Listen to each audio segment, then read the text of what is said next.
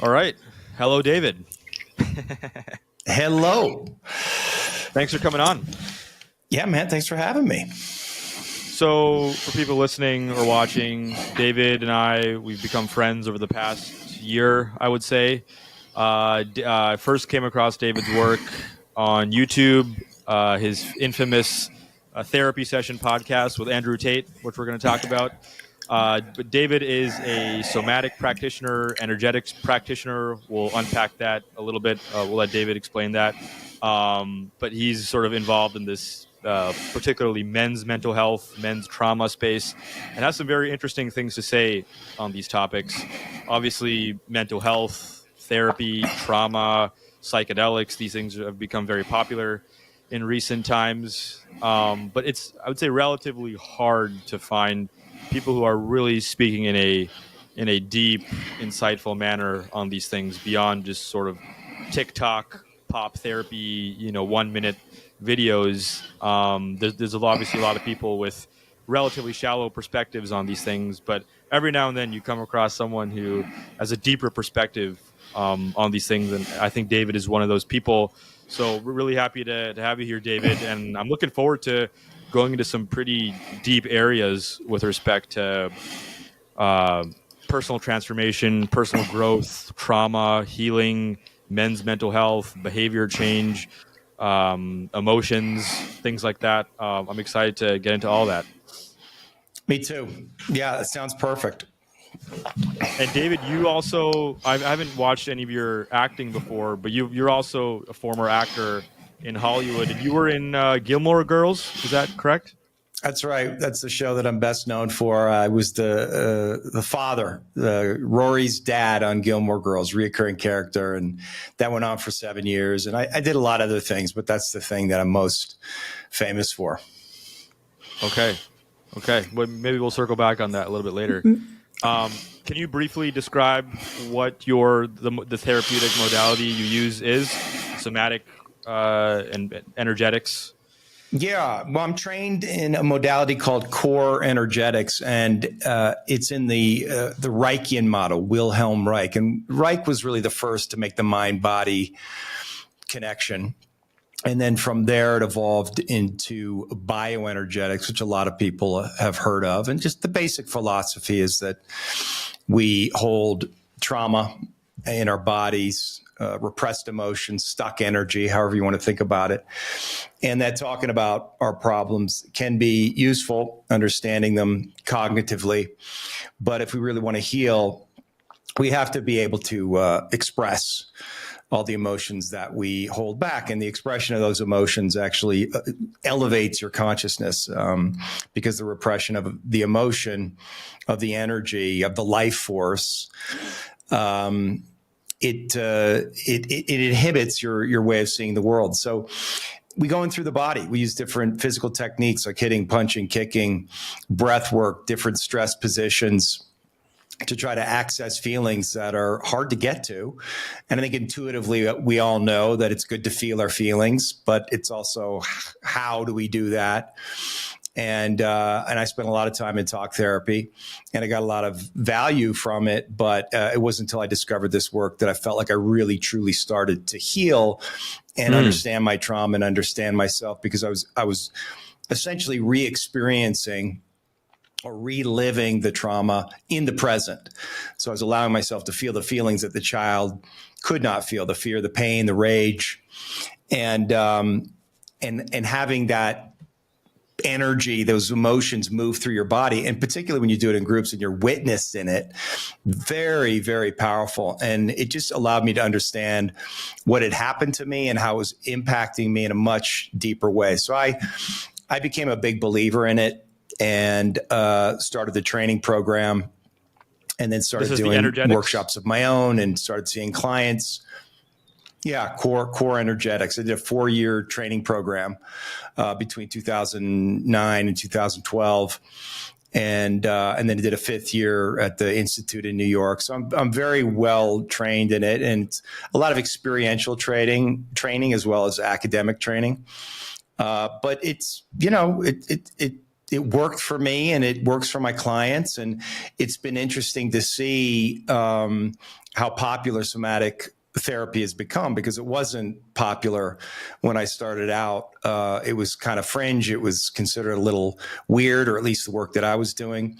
But now everybody's talking about it, that, somatics are really a part of most therapeutic experiences. And we see it mostly with breath work and somatic experience. What I do is a little bit different than that, but it's in the same genre. Hi, everyone. A quick word from our new sponsor, Trinergy Health. Here's the truth about psychiatry. Psych meds are neither safe nor effective. So what's the solution for your mental well-being? Trinergy Health offers a 6-month program for mind-body recovery and wellness. Based on the foundational framework of diet, trauma, and toxins, Dr. Aruna and her team help each client address their specific root causes to find vitality, health, and harmony. Using this approach, many clients have successfully healed from so-called incurable illnesses. To schedule an intake appointment, go to psychiatry2.com/schedule or call 262-955-6601. We'll leave all this information in the description below. And use code RAV10 to get 10% discount for the Holistic Psychiatry program. I highly recommend it. I've had Dr. Aruna on my podcast multiple times, and we've had some very deep conversations, which we'll also link below. And we've talked about her framework for diet, trauma, and toxins, and how the mind-body is interconnected, and how what we put into our bodies, what we eat, what experiences we have, the traumas that we've endured in the past, potentially, and the toxins in our environment and our food, and how that all shapes our mental and physical and even spiritual well-being. Take a look at the information below. I highly recommend it, and go take your intake appointment now. Interesting. Yeah, maybe let's pick on that thread a little bit. David and I, before we started rolling today, we were saying we could talk about 100 different related things. And mental health is such a broad, general term that can mean a lot of different things. And David and I have a lot of similar interests: psychological, cultural, spiritual, maybe even religious. But yeah, that's an interesting idea that I would agree with and has resonated in recent times, about how we store trauma in the body. I remember first therapist that I worked with, still a good friend of mine, who was walking me through that. It's an interesting way of looking at things. And, you were talking about talk therapy earlier, and therapy can mean so many different things, and there's so many different kinds of therapy. And I think this is something we're going to have to figure out and better communicate as a species, is like just different ways of healing, and what are better and worse forms of therapy. And so everyone's on therapy, lots of people are on therapy, but what are better forms of therapy and worse forms of therapy? And so when you say talk therapy wasn't working, maybe we can pick on that. What was not working about that? Well, it did work, but it didn't take me where I wanted to go. And I think in terms of different modalities, it depends on the individual. I mean, different individuals need different things. The work that I do is definitely not for everybody. If you are heavily traumatized, borderline personality, it's not appropriate, because the work I do can be very intense. It involves a lot of emotional expression. So you have to have enough of an ego structure and enough of what I would say a container within your own body to be able to tolerate those emotions moving through you. But I agree with you. It's hard to talk about therapy. I mean, I struggle to talk about my work and define it accurately. People don't really get it until they experience it. But the talk therapy was useful in helping me understand, what I call like the math of my issues. I went through my childhood, and the therapist helped me explain how different things that happened to me. Some obvious things like my parents splitting when I was 6, but then a lot more subtle things impact our psyche, because we're always adapting to our environment like all living things. And, we have their primary objective for a child, because they're vulnerable and helpless, is to stay connected and in favor with the caregiver. And so they are going to do everything they can to make sure that that happens. And part of what they learn is to repress or hold back or disown or disassociate from the aspects of themselves that might threaten that connection. So in that sense, we all hold things back. And, we talk about it as trauma, but it could also just be impulses and needs. Like if you were the sixth born child of two very overwhelmed parents, you probably had to learn to repress your needs because there wasn't enough for you. And then you establish a belief that my needs don't get met. And that becomes part of your belief system. And then when you go out in the world, that you have that belief. And of course, if you believe that your needs can't get met, your needs are not going to get met, and you're not going to ask for what you need.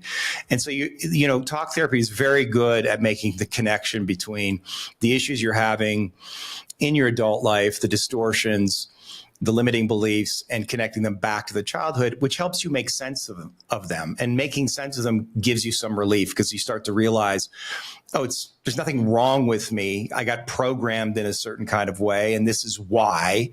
And having that make sense can relieve a lot of the shame and anxiety around the issues that we have. Right. So they can build understanding and self-compassion. Yep. Exactly. And in self-awareness, right? So you see your pattern and then you see yourself acting it out, and then hopefully you can make a different choice. But I was an actor at the time, and I was playing scenes, and there was places that I had a hard time going to emotionally. And so I knew that I had blocks. Emotionally, it was hard for me to really get to my anger or to let myself be vulnerable. And so when I finally discovered the core energetics, the first thing that happened is I walked in the room, and this was an individual session with a guy named Tom Strutt in Toronto. And we spoke for about 15 minutes. And then he asked me to stand up, and he said, I just want to look at your body, which is a very odd thing to experience. Like, what does that mean? To look at my body. It's a little bit unnerving. And he walked around me, and then he said to me, you look like a boy waiting to be told what to do. And I said, okay.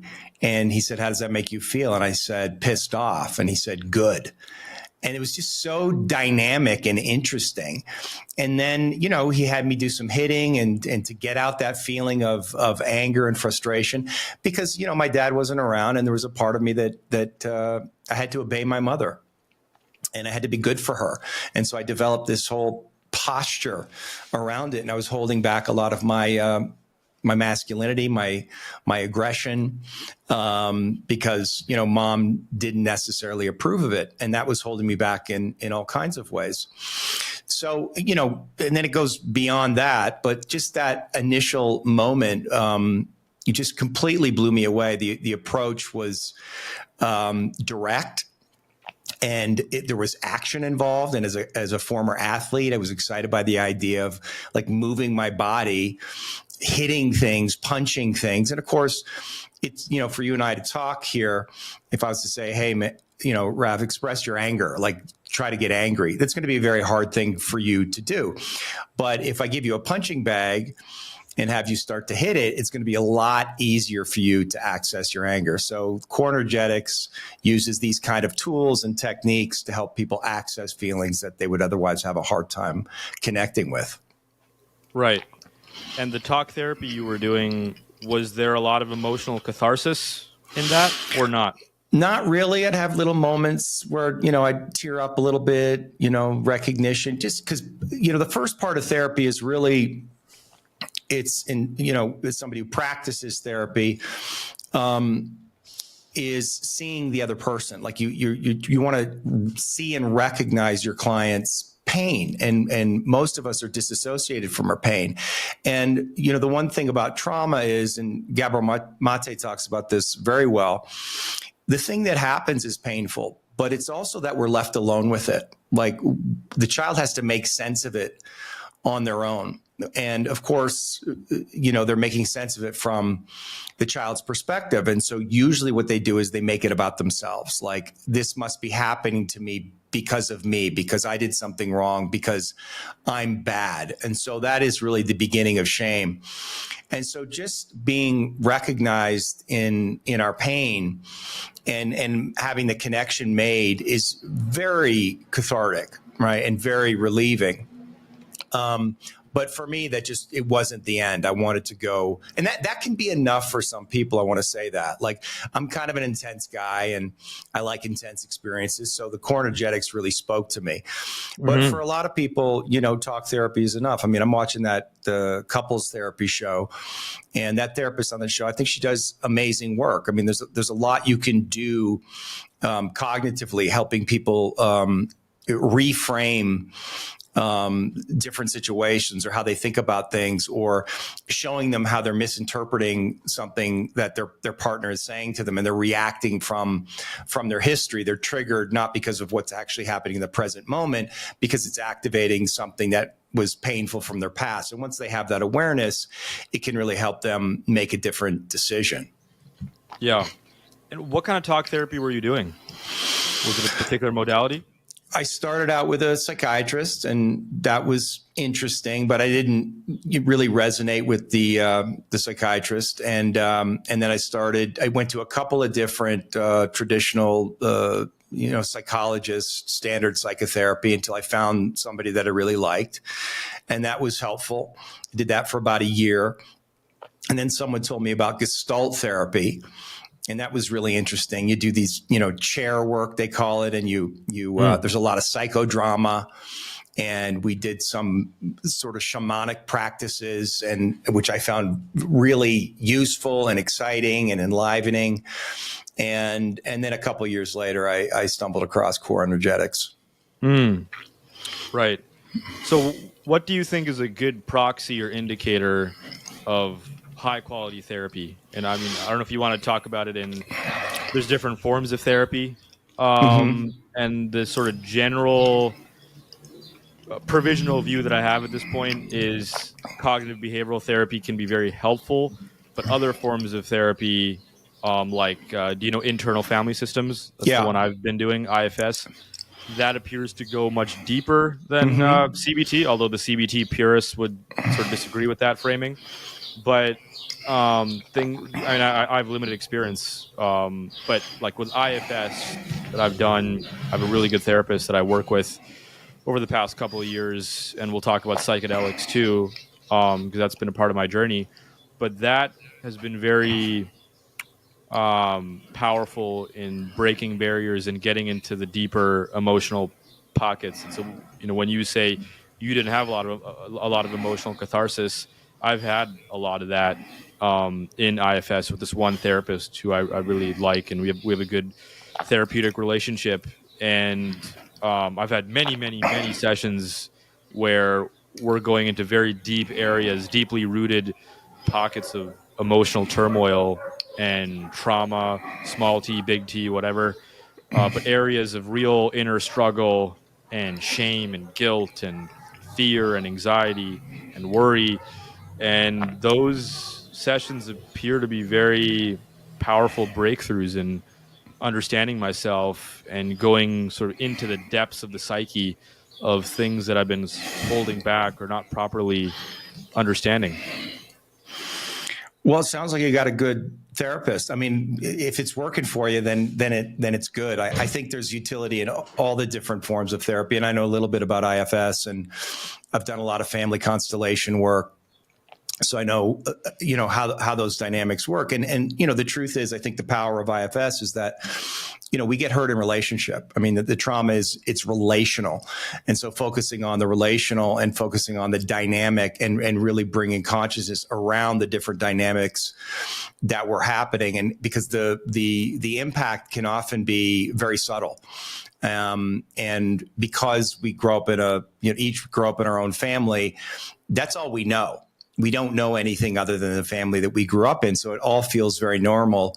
And, many of my clients come in and tell me, yeah, my childhood was normal. I didn't have a lot of trauma. And then they start telling me about what happened. And I'm listening like, dude, that sounds really crazy. And then they're like, yeah, I guess. But they don't really know any different. So, yeah, I think, if you're somebody thinking about going to therapy, I mean, what I did was I went to a lot of different therapists before I found somebody that I could connect with. And I think that's actually the most important thing. I mean, one of the things that I learned in my training is that therapy is really about the relationship and the relationship between the client and the therapist. And so you want to find somebody that you feel that there's a good dynamic in the relationship, somebody who sees you, somebody who relates to you. And I think that's the most important thing. And managing that relationship and having boundaries around it is also a very important thing for a therapist to have. So, it's therapy itself is, the modality is less important than the therapist. I mean, therapy is a kind of a science, but it's also an art, and different people practice it in different ways. It's highly intuitive. I don't, when I have to teach what I do, I have to remember, but it's I just vibe it, man. I'm just obviously I did all the education, it's like they say an actor, learn your lines, then forget your lines and do the scene. It's kind of the same thing. I take the education, I know it all, but when I'm actually working with somebody, it's really highly intuitive. I'm just tuning in to something and I'm picking up information and then I'm reflecting it back to them, information that they couldn't otherwise access.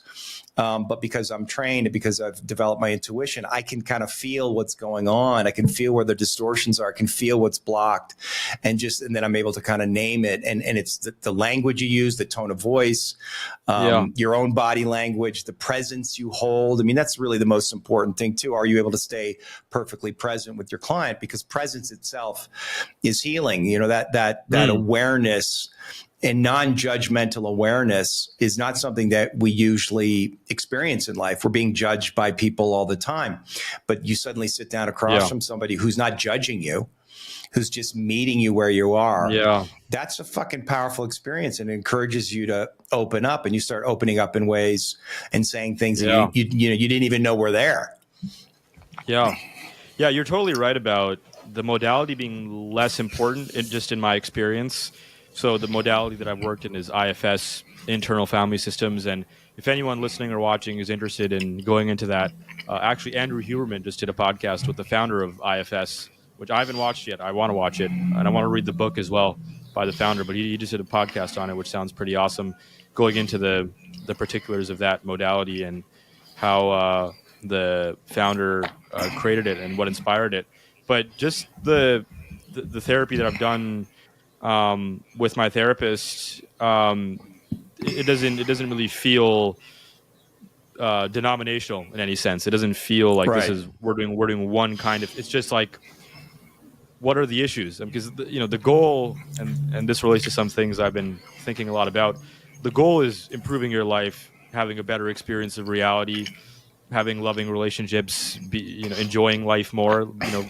Broadly speaking, right? Yeah. And so it's the work I've done it's just been very intuitive of okay, here's the issue and let's talk about it. And oftentimes, it's the same issues over and over again, right? It's like you're stuck in cycles, and there's these symbolic things that are happening repeatedly, these themes that keep emerging.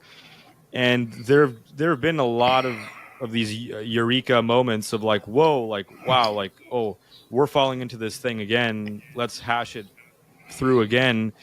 And sometimes going back into kind of where that started and what kind of experiences led to that. And so it just feels very intuitive. You start with a problem, and the same goes for something like journaling, which I don't know if I'm just good at that as just a writer, because I've encouraged friends to do it and they feel stuck while doing it. But just journaling is so therapeutic. You just start a piece of paper, double spaced line paper, and just journal double spaced, and just start with a problem. I'm really stuck on this thing. Just break it down. And it's not about writing a sexy poetic piece. It's about just breaking down the problem and examining and asking yourself the questions of where is this coming from? Have I been through this before? What are some ways out of this? And it's remarkable how things reemerge, and you're stuck in playing the same stories again and again, and you're struggling through similar things over and over again. And it's just this process of being mindful and awake and recognizing those patterns and why you may not be free from those patterns, why you're tethered to those patterns, Yeah. why you're doing what you're doing, why are you acting in this relationship Mm-hmm. in this way, what are the core beliefs and emotions for whatever your issue may be. For relationship is a big reason why people go into therapy, and that's been a big focus of my own therapeutic exploration. And it's like, okay, this thing is happening over and over again, and you're stuck in this behavior of acting in the same way. And so what's the underlying emotional architecture behind it? Right. Really what is that? And that's hard to get into, but with the right person you can start unraveling that underlying emotional architecture, and sort of bringing forth the what's unconscious to the conscious Yeah. of what are these beliefs. And there's oftentimes a lot of fears of like, I really want this thing, and if I don't get it, I'm going to act in this certain way. And I've been trained to feel this way, and I've been let down in the past. And so, again, bringing forth to the conscious what's unconscious, I think that's like a very powerful part of therapy, right? Well, yeah, I think that Carl Jung quote, until you make the unconscious conscious, it'll direct your life, and you will call it fate. I mean, that kind of covers it right there. It's hard to get. It's one thing to reveal the pattern. It's another thing to get to the source of it, because if you get to the source of it, it requires you to confront your pain. That's, we all develop a defense, right? Defensive patterns. So why do we develop them? To create safety for ourselves. And why do we want to create safety? Well, so we don't experience fear and pain. So to get to the heart of our patterns, we have to confront our pain and our fear. And that's not an easy thing to do. And it requires, from my perspective, that we have to be willing to lose control. Like if you want to change a pattern keeps you in control. And so if you want to change it, you're going to have to lose control. And I think that's why I'm so attached to the somatic work, whether it's breath work or what I'm doing, because it really does take you out of control. And it's like when you lose control and you're in that unknown liminal space, it's terrifying. We don't want to let go. It doesn't feel safe. And so part of the skill of the therapist is to create an environment of safety for the client, but then also persuading them that it's worthwhile to let go, that there's something on the other side. And, but we hold on, right? We hold on because we become identified with these defenses. They became sort of programmed in our psyche at a very early age. So they're largely unconscious, and letting go of them feels like, if I let go of this, you're confronting some kind of existential terror.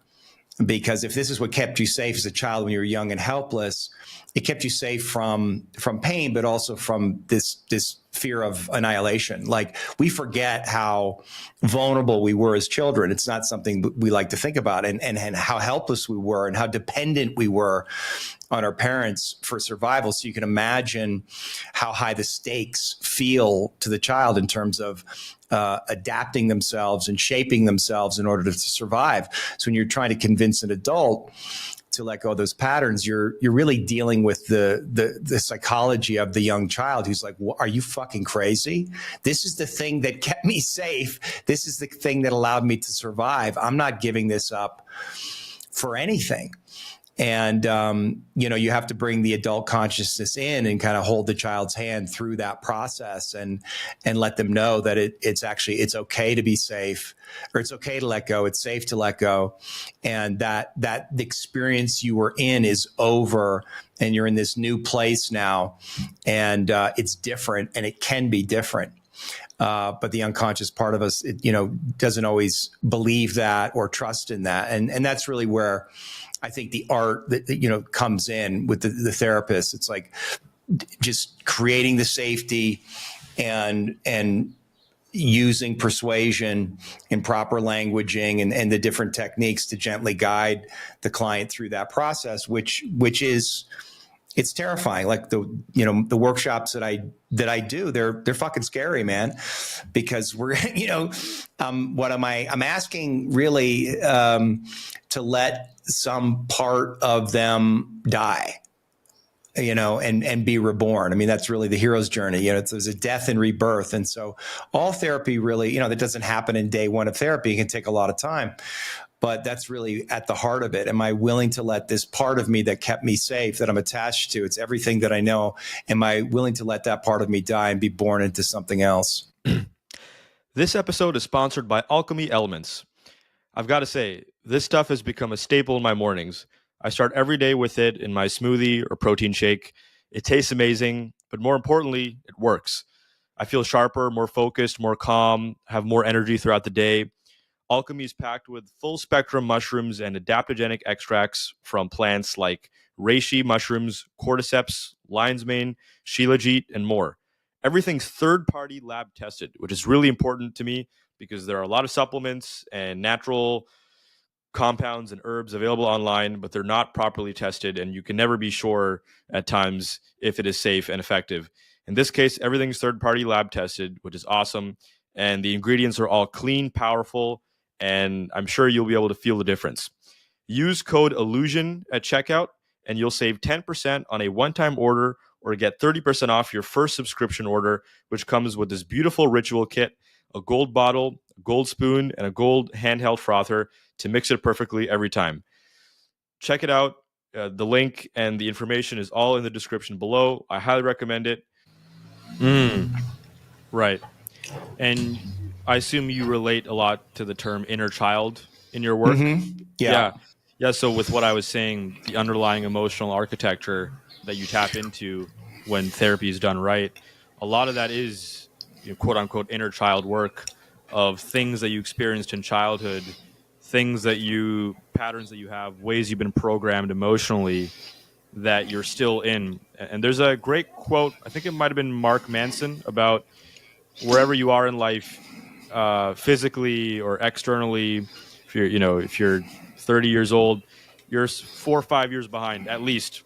I'd probably go further and say you're like on the inside, in terms of your internal experience, your map of reality is shaped by what happened in childhood. And I feel lucky that I've had the influences and experiences and continuing to have experiences and talking to people like you and thinking about these things really deeply. And it's just striking me more and more as every day goes by, every book I read, every podcast I do with intelligent people like yourself, or listening to podcasts with people like yourself, of recognizing that this therapeutic endeavor, so much of this is about examining your map of reality that was created during childhood in ways that are conscious. And we were talking about agency the other day over phone. How much agency you have as a child, I don't know. There's unfortunately no mathematical answer to that. But whatever conscious or unconscious things that happened in childhood, things that you did, including maybe mistakes that you made, and again, some people will say, whatever worst mistake you made when you were 10, you're still, that you can't blame yourself, and maybe there's some nuance there, but whatever happened in childhood, you created this map of reality.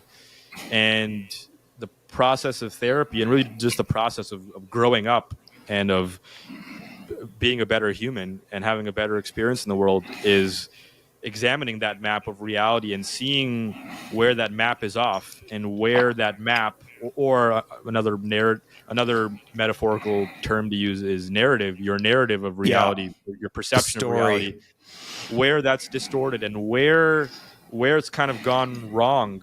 And I'm not sure if there's ever a perfect map of reality, or a sort of 10 out of 10 now your narrative is right of reality. I don't know if that's true, but there's clearly signs of your map is off, or your narrative is off. Sometimes you see that in other people, and for people who might not know exactly what we're saying here, it says in behaviors that you have that are unconducive, or leading you to certain places that are painful or traumatic, or you're just repeating the same cycles. Like you have the software program you're running in your head of how you should treat people, how you should approach relationships, and absent any kind of mindfulness or therapy or any of these things, you're just doing that over and over again.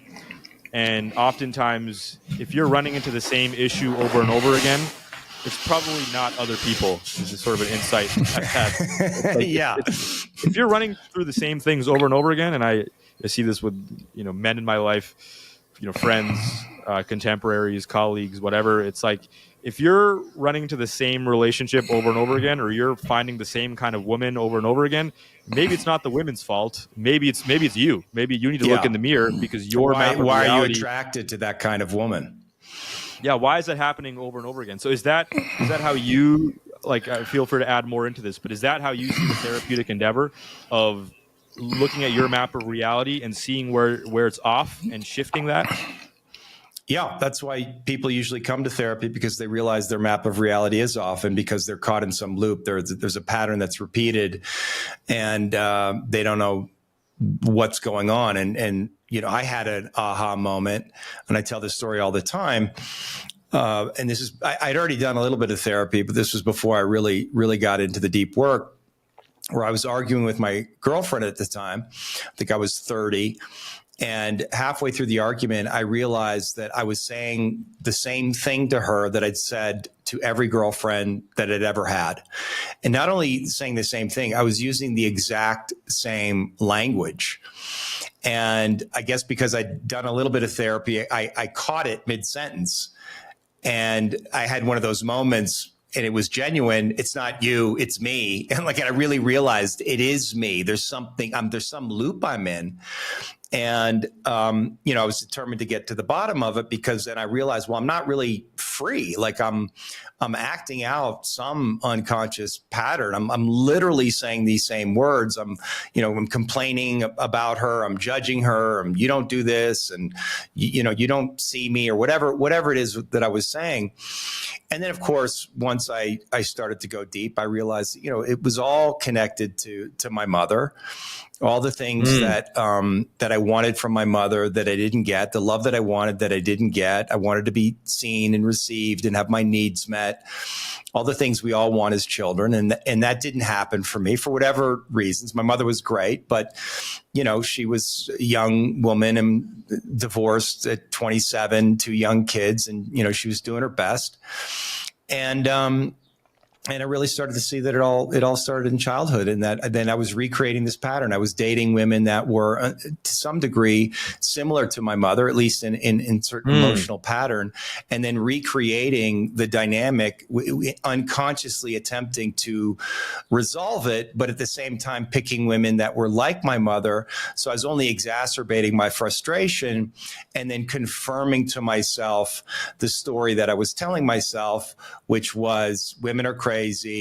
They never get it. They never see me. My needs are never going to get met. All the things that I came to believe unconsciously from childhood, I was playing it out over and over again. And that's a pattern that has been very difficult for me to undo. And I'm married now. And I attribute the fact that I'm married in large part to the therapy that I've done. But I notice when we get into fights that the pattern comes back, it still exists. And I find new things, I find out new kind of layers or textures to it. The difference is that I'm able to see it for what it is, take responsibility. Eventually, it may not happen in the moment, but maybe a couple hours later, I go for a walk and I see, okay, this is this thing that I'm doing, and I'm making this demand on her, and I'm not actually in reality, and I'm interpreting what's happening through the lens of my history, something painful for me and an old belief system, and then I'm able to repair in a much stronger way. So that's really what it's given me, and that's an important thing, I think, for people to understand. I don't think therapy gets you to a place where you're perfectly healed and you never get triggered again. I think it gives you the skills to be able to recognize your trigger and come out of it, take responsibility for the behavior, and then allow yourself to take ownership of it in relationship to your partner, and be vulnerable with her. And I know when I do that, and when she does that with me, the repair is effortless. because we're both in our vulnerability, we're both in the truth, and we come back into connection almost immediately. So that's a very comforting thing that I have now. I know that I'm never going to, if I get lost inside myself, inside my trigger, I have this part of my mind that knows you're going to find your way back. Like you have this map now that you can find your way home, find your way to the truth, and come back into connection. So I'm never lost in this, I'm never going to get my needs met, or we have to break up. That I don't have that kind of orientation anymore. And that's extremely comforting and empowering. And it's transferable everywhere in my life because, of course, I'm projecting my issues that I have with my mother, not just onto other women, but I'm projecting them onto the world. So it impacts my career and my negotiations. Like I have these unconscious assumptions and beliefs about who I am and how the world works. And so it impacts everything. And so I have a much more attuned intuition about when I'm off, or when something that is happening where I'm not entirely in reality. And of course, the initial impulse is to blame. I got a couple of years ago, I worked with somebody, something happened. I kind of got ripped off, or betrayed, let's say. But the truth was, before I got into business with this person, I didn't trust him. And I had the intuition and I ignored it. And so it's easy for me to say, oh, this fucking guy betrayed me. What an asshole. He's a bad guy. But the truth is, I'm the one who betrayed myself in that moment. I had the intuition. I didn't go with it. And so, but that kind of self-responsibility and reflection is really empowering, because now I'm not worried about getting ripped off again. I actually know my intuition is pretty good. And so the next time I'm about to get into a relationship with somebody business wise, I can really hone in and trust myself, because I know what it's like to betray myself. And I know that ultimately I'm responsible. Yeah.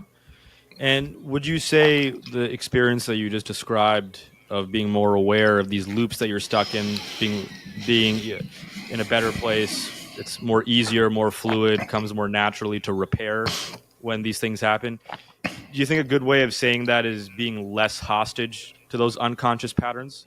Yeah. Is that a good way, coming into more freedom? And then secondly, is it ever possible, do you think, and tell me from your experience, since you're further along than I am here, of some unconscious patterns just vanishing and just going away, or just being very minimal? Is that possible, or do you think you'll always have certain? That is possible. I mean, I think we have a core wound that we always have to keep an eye on, and it's always going to be activated anytime we're going to grow or expand, like get into a new relationship or get married, or you're going to have children. Like under stress situations, it's likely, or it's certainly possible that your core wounding will come back. But there's behaviors that kind of emanate from there. Like I feel like I've got a much better handle on. There's certain things I just don't do anymore that I used to do. And so it can change you. There's actions in the world that I take. There's different orientations that I have. I have new mental models, and those new mental models are pretty solid. And so it's rare for me to fall back on the old mental models. Sometimes I'll notice the thought will come in.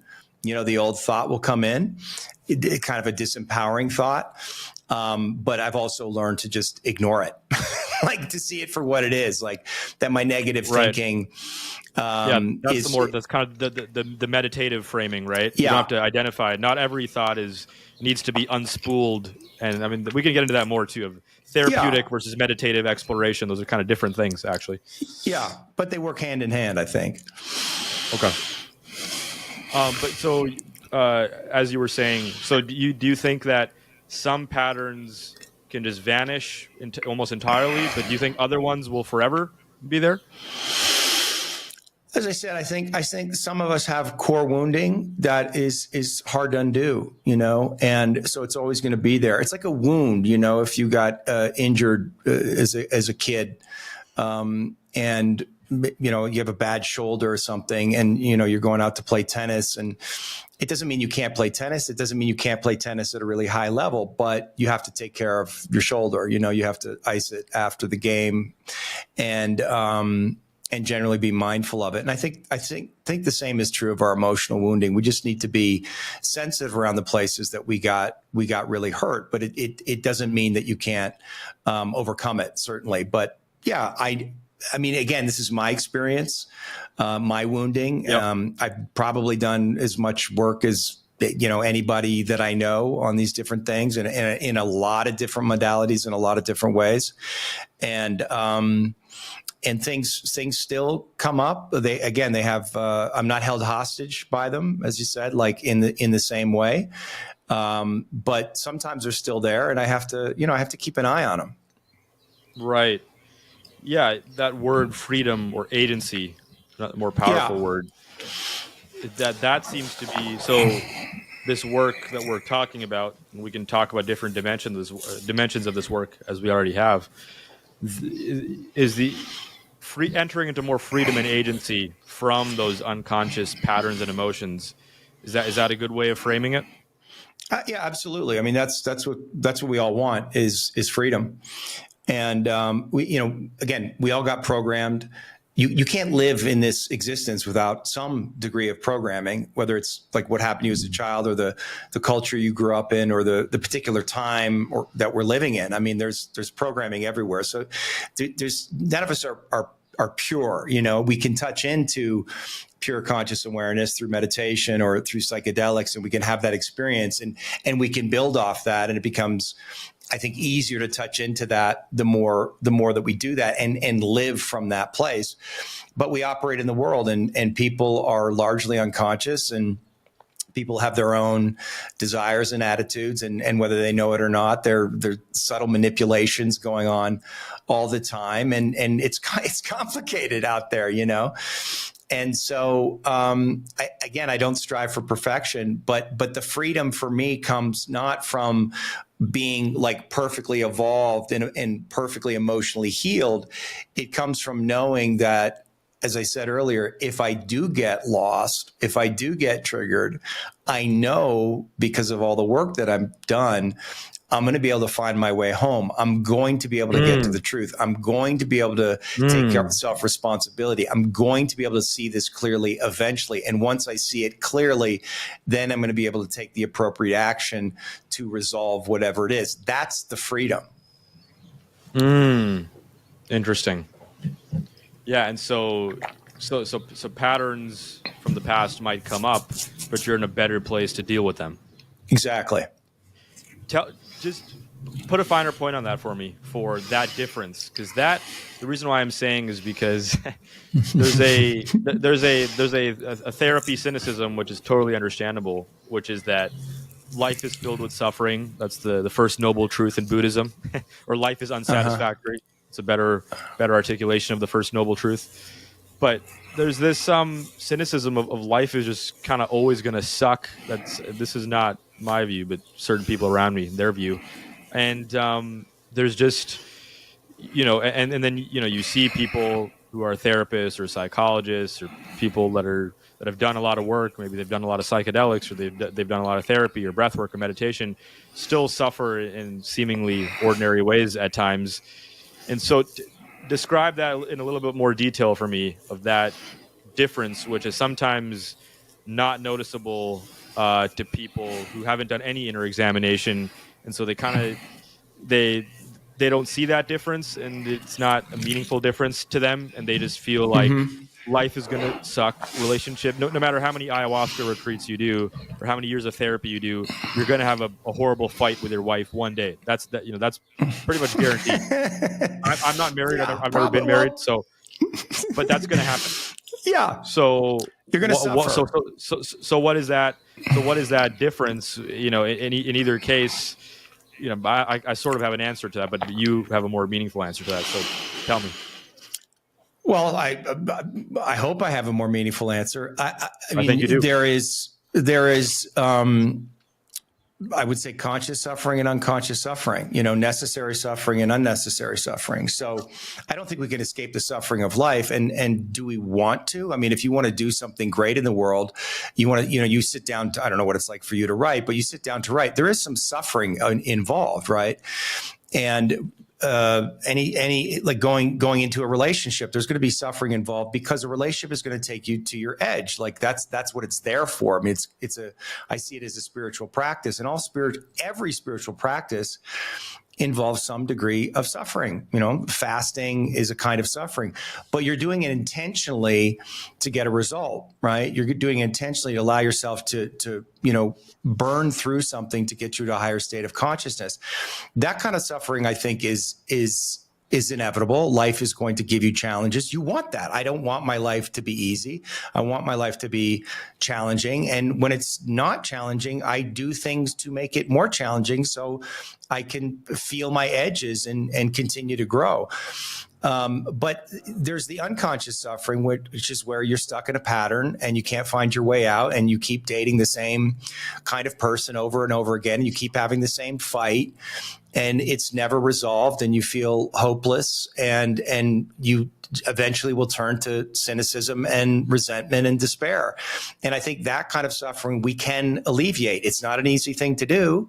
It takes a lot of courage, because it forces us to confront the deepest parts of ourselves, and the shadow parts of ourselves, the parts of ourselves that can be arrogant and judgmental and cruel and look to create separation. And none of us want to look at these parts of ourselves. But if we want to end that kind of suffering, we have to, because that's really at the root of our suffering. And so once you understand that you are creating your reality, I know that's an overused term, but that you are essentially creating the circumstances of your life. And it's kind of a hologram that you're projecting out, and you're projecting out based on, your map of reality and all the false conclusions that you drew as a child and all the belief systems that are in there. Then you realize it's like, I'm responsible for everything. And so if I'm willing to change, if I'm willing to look at myself, if I'm willing to examine myself, I can change my reality.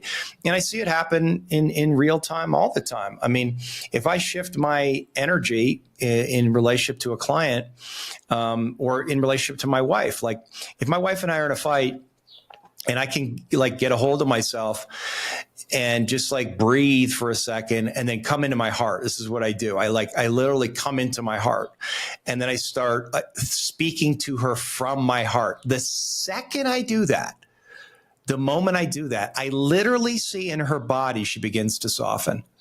And so in that moment, I'm literally it's a kind of wizardry. I'm creating a new dynamic, right? But it's through the intention. Right. And I have to catch myself and then make the decision, which sometimes I don't want to. I'm like, fuck you. I don't want to speak to you through my heart. I feel hurt right now. Yeah. But if I make that decision to just and it's obviously it's an abstract thing, but it's if you can do that, to speak, what would I call that? You're speaking from your higher self. And you can literally shift the dynamic of the environment in any moment, based on your intention and where you decide to communicate from. And you can do that with your wife, in your relationships, with your husband, whatever it is, or you can do that in a business meeting. You can do that anywhere. And so what you begin to realize is that you have a lot more power and control than you think. You just have to be willing to get yourself there, and you have to be willing to not take things personally, and get out of projection, and not take other people's projections onto you, as I said, personally.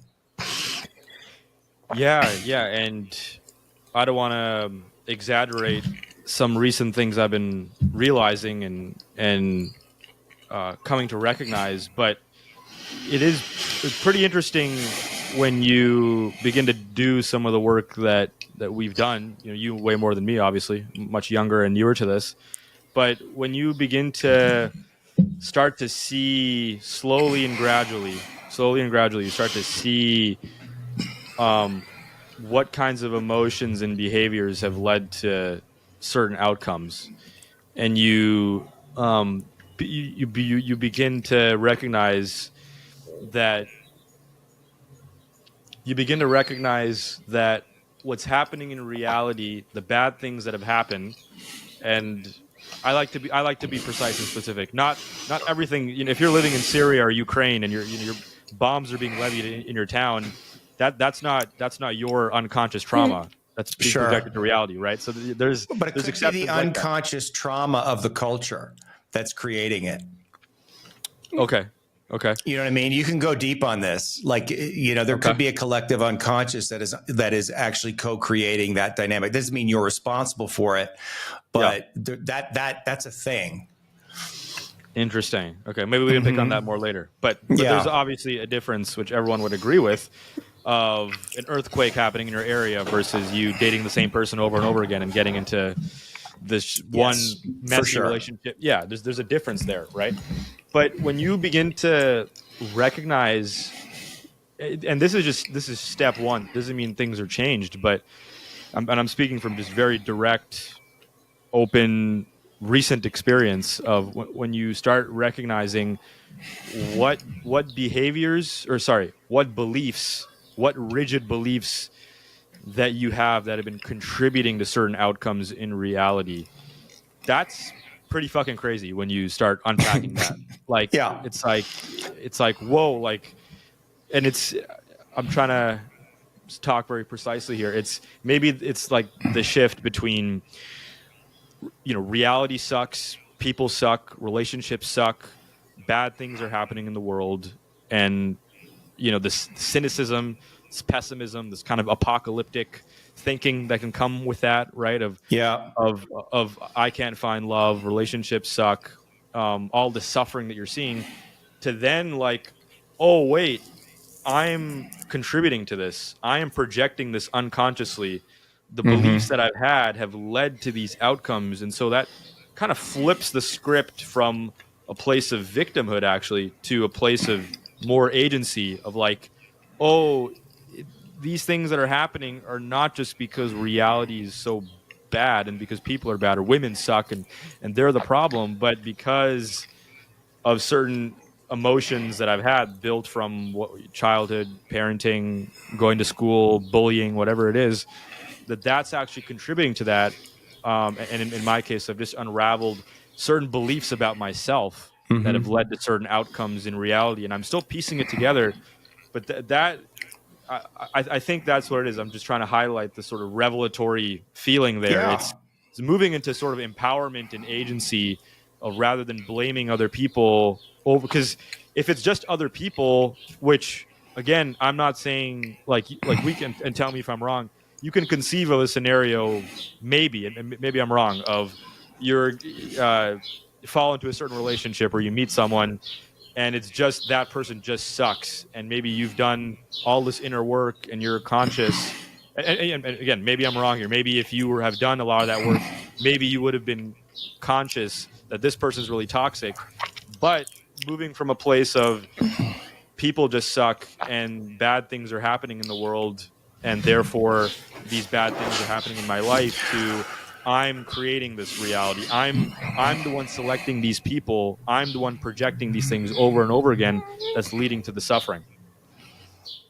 No, that's exactly right. That's what therapy should be about. And I think therapy gets a bad rap because there is too much affirmation. I mean, the first part of therapy is you have to affirm how people feel. Like, oh, my girlfriend cheated on me and it sucked, and you have to be, man, yeah, that sucked, and fuck her, and you know, you have to affirm their feelings, right? Like at first, even if there's a part of you that's thinking, I wonder why he got into a relationship with this woman, because the more he tells me about her, the more she sounds like an like there was a lot of red flags there, bro, that you didn't look at, right? But you can't lead with that, right? People are in pain, so you have to kind of affirm their pain and affirm their experience, and that's part of creating safety. And the criticism of therapy is that goes too far, and there's not enough challenge. And right, and those feelings are real, right? And it's like those everyone, feelings are real, and everyone Absolutely. has a mental. You know, I, as you know, and from our private phone call recently, I'm thinking a lot about freedom and agency and how much freedom we have. But everyone has like a mental model that is insufficient or deficient or just off in some way.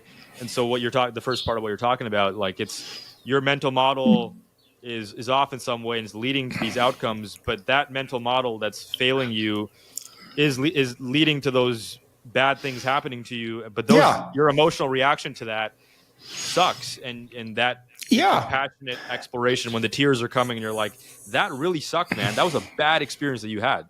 Absolutely. You have to affirm it because as you said, they're operating from their mental model or the algorithm that was trained on bad data. That's all they know. And so you can't judge them for it. And so you have to affirm the experience they have because again, that's they're acting from the place that they're familiar with and they don't know anything else. So you have to kind of hold them there and gently lead them to the place of self-responsibility. But you can't start there. You have to affirm their feelings and then gently show them, hey, your mental model is off, or there's a way that you co-created this, or was there an instinct that you had, or red flags that you ignored, and I wonder why you ignored them. And you start to ask those kind of questions to get them deeper, but ultimately you try to lead them to self-responsibility because that's the only place of freedom that were we victimized as children? Yeah, because we were vulnerable and helpless. But as adults, are we really ever victimized? I'm not sure about that, and when you drill down, it's like almost every time when I'm working with a client or I reflect on myself, I can see where I made this happen or I co-created it or there's some responsibility that I have. And it's very hard to get out of blame and judgment because that's where we initially want to go. Because if we go to blame and judgment, it's somebody else's fault. And why do we do that? So then I don't have to take responsibility and then I don't have to feel my pain. Now, you don't want the client to go to shame, right? Oh, there's something wrong with me. I'm creating all of this. I'm defective. What's my problem? And often people can go there. So you have to do it with a lot of compassion, and you have to teach people that they need to forgive themselves, that this is all they knew. And so very often when I start working with people, one of the first things I say is like, listen, there's nothing wrong with you. Okay. You just got your operating system's just a little off, and there's a good reason that it's off.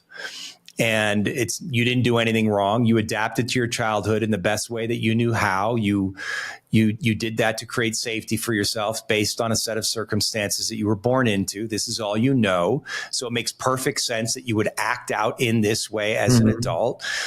But now we want to understand how all of that happened and break down the kind of architecture of it.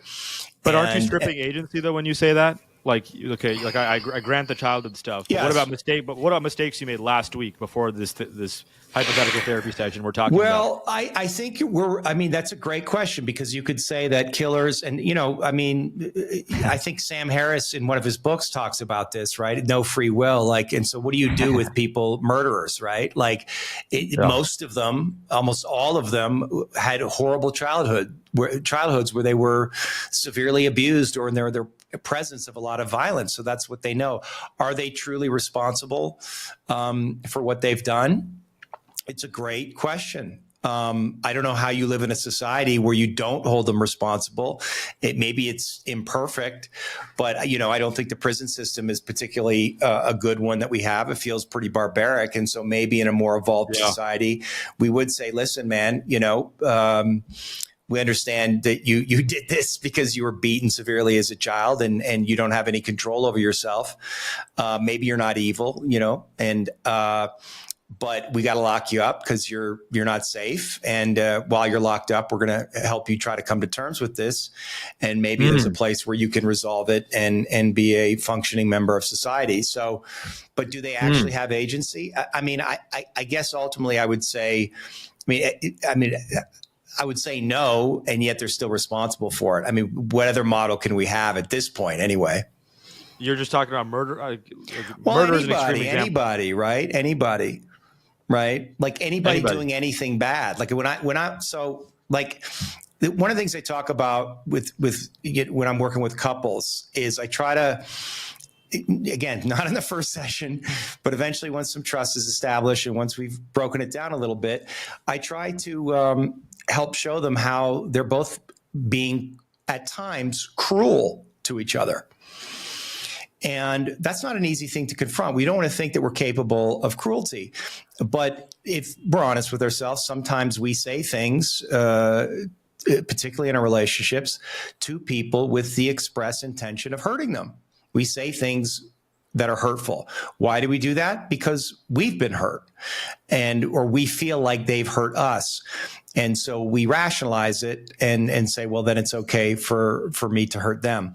And so I'm trying to help them take responsibility for the cruelty. And it may be through withdrawal.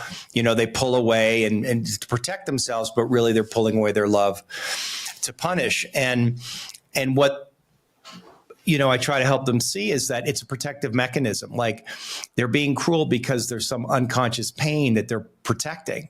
And there's probably something that happened in their childhood that they're extremely angry about, and they're taking out that anger on their spouse. And so I want them to take responsibility for it.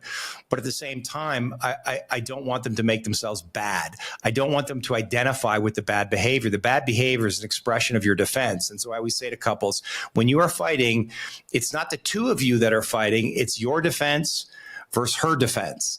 It's like the two unconscious children going at each other. And right. So I'm very forgiving of my wife when she's in that place, and she's very forgiving of me when I'm in that place, because we've gotten very good at repair, because we can come back and see each other. But it really is, for us, when we're willing to take full accountability, when we're willing to take responsibility for our behavior, forgiveness is easy. Yeah. And again, the example you started talking about of someone coming to you and it's some hypothetical therapy session, and you're extending a level of compassion and understanding that you developed this mental model since you were a kid, led you to certain places. But again, like, do you attribute no agency to that person, that guy in your session who made the mistake last week and really messed up? Like can we not have some agency? Like can we not have a model where it's more okay, there were all these unconscious patterns that put you in this direction, but you still had control over that at that time, but you weren't able to you just made a mistake, and that's okay. Yeah, I think the way that I think about it is I guess if I'm asking them to take responsibility, I'm implying that they have agency. But that's what I'm doing. I'm like, you need to take responsibility for this. You did this thing. But what I don't want you to do is identify with it or use it to exacerbate your shame. Because if they use their bad behavior to exacerbate their shame, they're just going to act out from their shame again. And the cycle will continue. So that is not an easy thing to get people to do, to take responsibility. But another way of saying it is, but to hold on to their goodness, right? Like, that I'm not, doesn't mean that I'm bad just because I act bad or I've acted bad. I can feel shame, or I can feel regret and remorse. I can take responsibility, but it doesn't make me a bad person because I understand that this behavior came from some place deep inside me, some unconscious pain or fear, and I was acting out. And so I can forgive myself for it. And that is actually, I think, that is a very high level of consciousness to get to, that I can recognize that I'm human and that I'm going to act out and I can take responsibility and I'm willing to forgive myself for the behavior. And what I find is, like, again, for me personally, when I'm willing to forgive myself for it and take responsibility, the person that I'm in that relationship with, that dynamic, what happens is, almost inevitably, they then will take responsibility for their part in it. Because if I've forgiven myself, it's very hard for them to continue to judge and blame me, since I'm no longer taking it on. Like, they can't make me bad. Like, one way that we control people, I mean, you see this in the culture, you saw this, with COVID, you see this with religions, is we manipulate people through shame. And if we can get them to feel shame, they're going to do whatever we want. And once you absolve yourself of shame, you are very hard to control and you are much more free. Yeah, shame is a very interesting topic and one I've done a lot of personal exploration in, and one that I need to explore even more. It's such a mind fuck of, I've made mistakes and, how not to get into shame. But before we maybe go there, again, there's 100 things we could talk about here. Even in the span of things we've already talked about, there's 1,000 directions. But again, with the agency picture, right? Again, it's someone who made a mistake last week in approaching someone or treating someone. They mistreated them. Let's say they had an angry outburst. In your picture, in your understanding, is it like they had no control, they had no agency, they were just acting out this thing, or is it? And so therefore, and again, let's put aside shame here for a second. We're just talking about raw agency, or is it more of like they had all these things pushing against them, that all this unconscious patterning pushing against them, but they still had agency and they just couldn't, they just made a mistake there. They just didn't exercise that agency and they let their past impulses and emotions get the best of them. And so they could have done better. Whereas the people, the scientists, there's, Robert Sapolsky or Sam Harris, their anti-free will view is that you take a mistake in the past and given all the biochemical, environmental, neurological factors, that person every time in that condition would have done the same thing every time. So therefore, they couldn't have acted differently, given all the variables in their environment and their neurochemistry and their past, etc. Well, yeah, I guess it's a scientific and philosophical debate that I'm certainly not going to get to the bottom of in this moment. But I guess what I would say is there are times that we seem to be able to control ourselves and times when we are unable to control ourselves. And what is the difference? And maybe you could say that the difference is you made a choice. You made a choice in this situation not to let your emotions get the best of you, maybe because you actually thought you couldn't get away with it. And then in this situation, you made a decision to let your emotions override and act in a bad way. I think, again, this takes me to this concept of unconscious negative intention, which is related to the shadow, or what we call in core energetics, the lower self. And very often we have unconscious negative intentions in our actions. We don't believe that we do. We rationalize it. But, if you look at, because I know you love writing about the culture, if we look at like the woke movement, there is a conscious intention to create more equality. But the unconscious intention is clearly subversion and a quest for power. And everybody can see and feel that, right? So we also have that mechanism working inside us. And again, it comes up usually under kind of stressful situations, or very charged dynamics like relationships or intense business relationships, or where money is involved, where we'll rationalize something in our own mind and make an excuse for it, but then we're acting actually from a place of our lower self, of our shadow, with the intention of punishing. That's motivated by resentment, and resentment is really underneath it is just unresolved pain that we don't want to feel, and it's a kind of blame.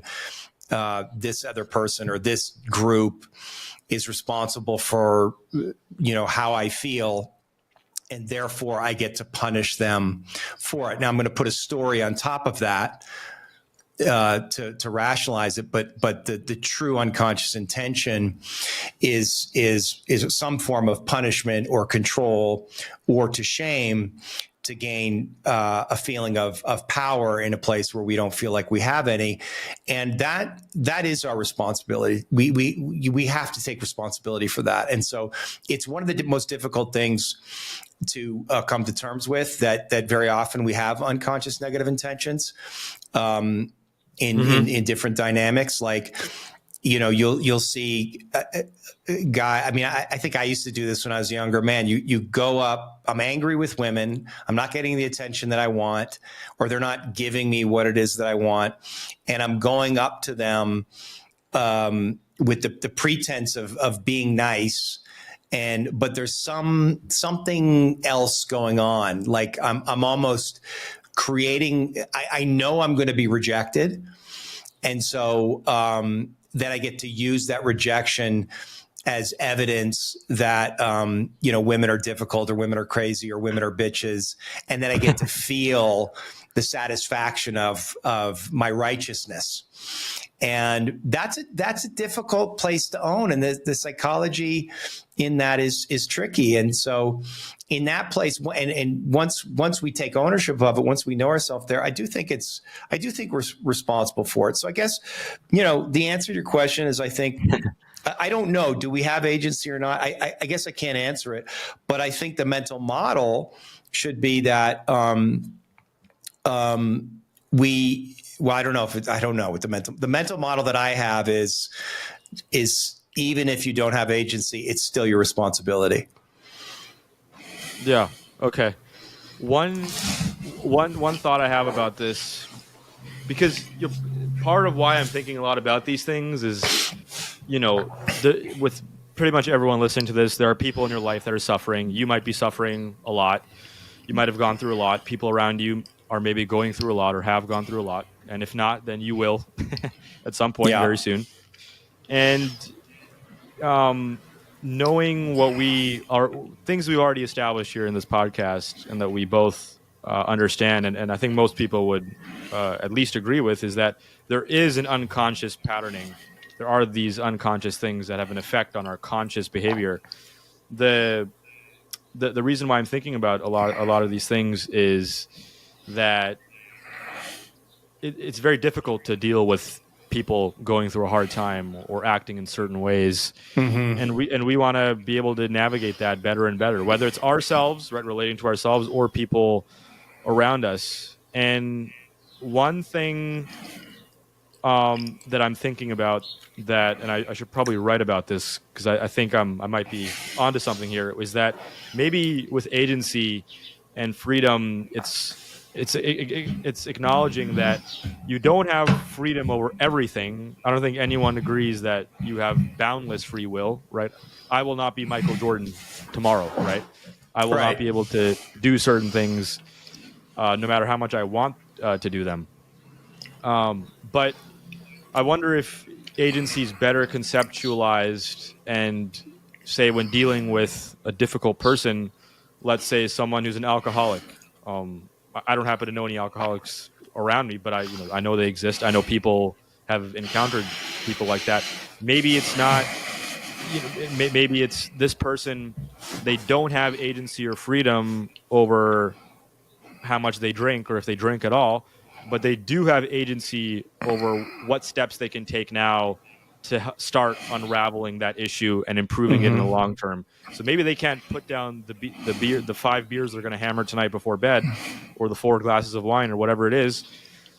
But maybe the testament to their agency is, okay, I'm going to go to therapy. I'm going to start meditating. I'm going to start maybe exercising more. I'm going to start putting myself around people more, or maybe just talking to my family and saying, hey guys, I feel powerless to this thing, and it's really sucking me into this portal of constant pain and escaping reality.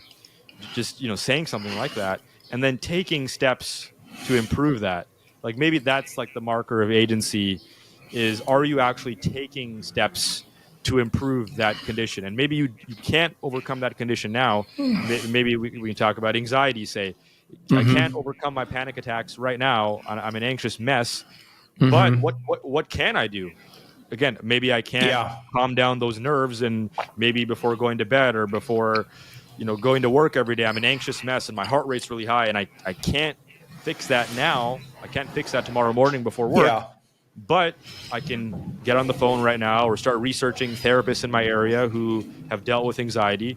That's one thing I can do. I can start learning maybe some breath work, start meditating, start watching some great podcasts online about how to overcome anxiety. Yeah. And so I can take those steps, and really the marker of someone, if we're evaluating or perceiving, or judgment is kind of a negative word, but if we're having an honest conversation of like, is this person, are they exercising their agency? Are they taking steps to improve themselves?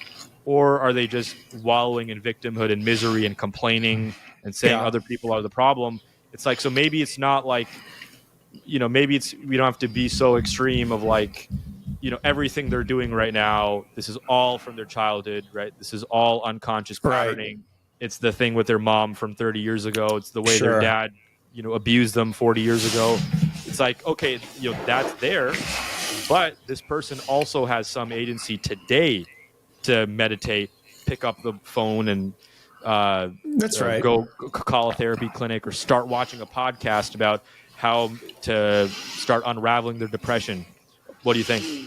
Yeah, I love that. And they also have the agency to stay attached to their suffering. I mean, that's the one thing I do say to my clients. It's like, we're always making choices.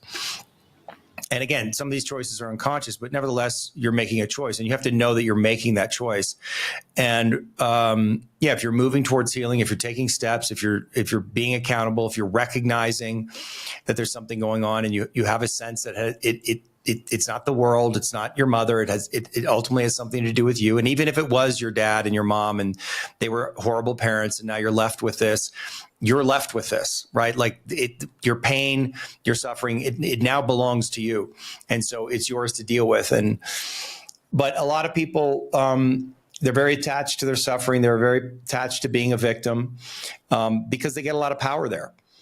And giving up that little power that they have, they're not willing to do it. I mean, I dated a woman once who was chronically ill, and I asked her about it. We started getting into a deep conversation, and she said, "Yeah, I think she realized that she made a decision to make herself sick in some way when she was a child, because it created safety from an abusive father." And I said, "Well, do you think you could let it go?" And she said, "I don't know who I am without it, and I'm terrified to let it go." And that was a really honest thing to say. And I think a lot of people feel that way. It's not easy to confront ourselves. It's not easy to go down the road of healing, because it's like, as I said, ultimately you're going to have to confront your deepest pain, and we don't want to do that. And it's terrifying. And so, people do have, they make choices, and unfortunately, a lot of people make choices not to do anything about it. Again, it's from a place of their mind is telling them that this is what I need to do to feel safe, and they're attached to the resentment. They get a lot of negative pleasure out of blaming and judging other people, and that gives them some sense of satisfaction. But they're miserable, and there's really, with those people, there's nothing you can do. Everybody's got to kind of take the step on their own, right? Like, nobody can get you to that AA meeting or to the rehab. Like, they can try, they can do the intervention, but even if they get you there, you're the one who has to make the choice to stay. Right. So, as an extension of what I said and what you're saying, do you think this is a good model for dealing with people, say compassion versus discipline? Yeah. And I don't think you can do them together. You can always have a layer of compassion, right? Even if someone is genuinely just, with agency doing bad things, you can still have some compassion still.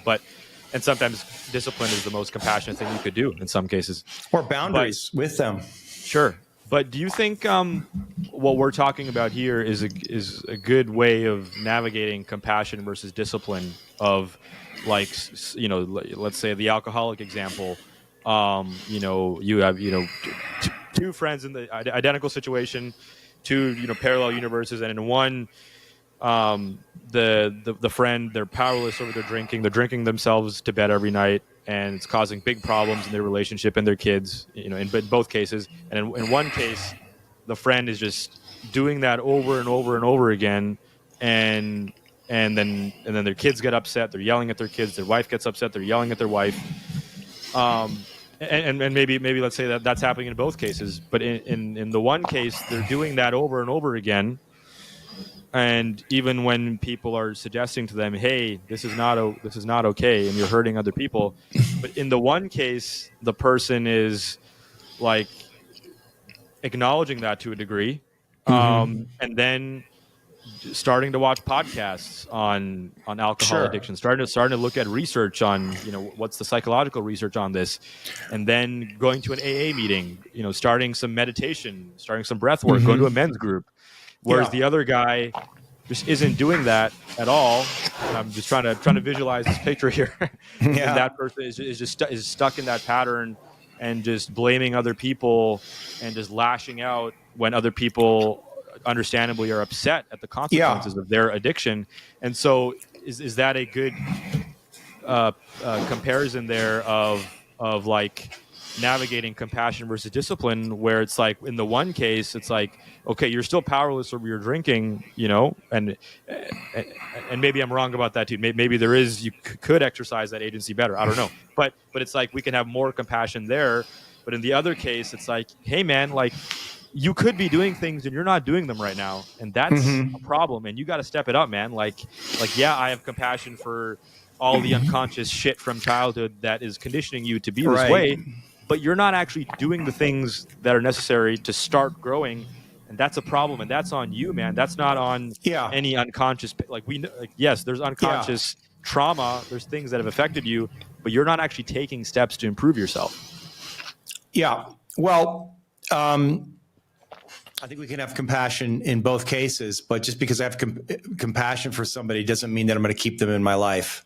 It doesn't mean that I'm going to tolerate their behavior. It doesn't mean that I'm going to like continue on with the relationship or continue to listen to their bullshit. Now, that's a very difficult situation when that's like a close family member or your wife or your husband or your child, obviously, because it's hard to get out of those dynamics and situations, and a part of you doesn't want to. And so I think the hard thing to do for individuals in that case is just to accept the person exactly as they are and to love them exactly as they are. I mean, I know there's a woman that I work with that I do a podcast with, Angela.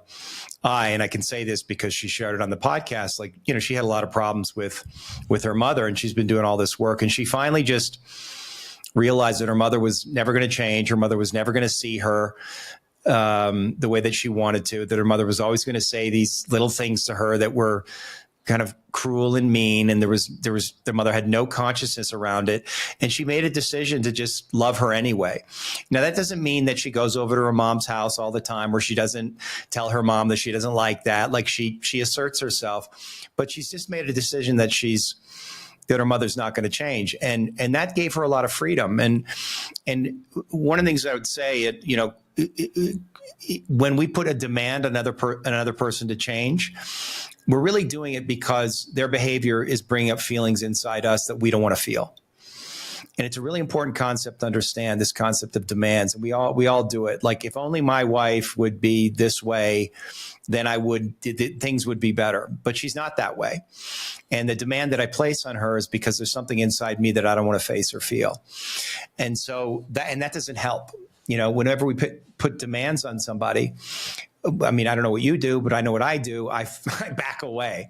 I don't like it. I don't like people telling me what to do or telling me what I should do. I tend to go the other way, right?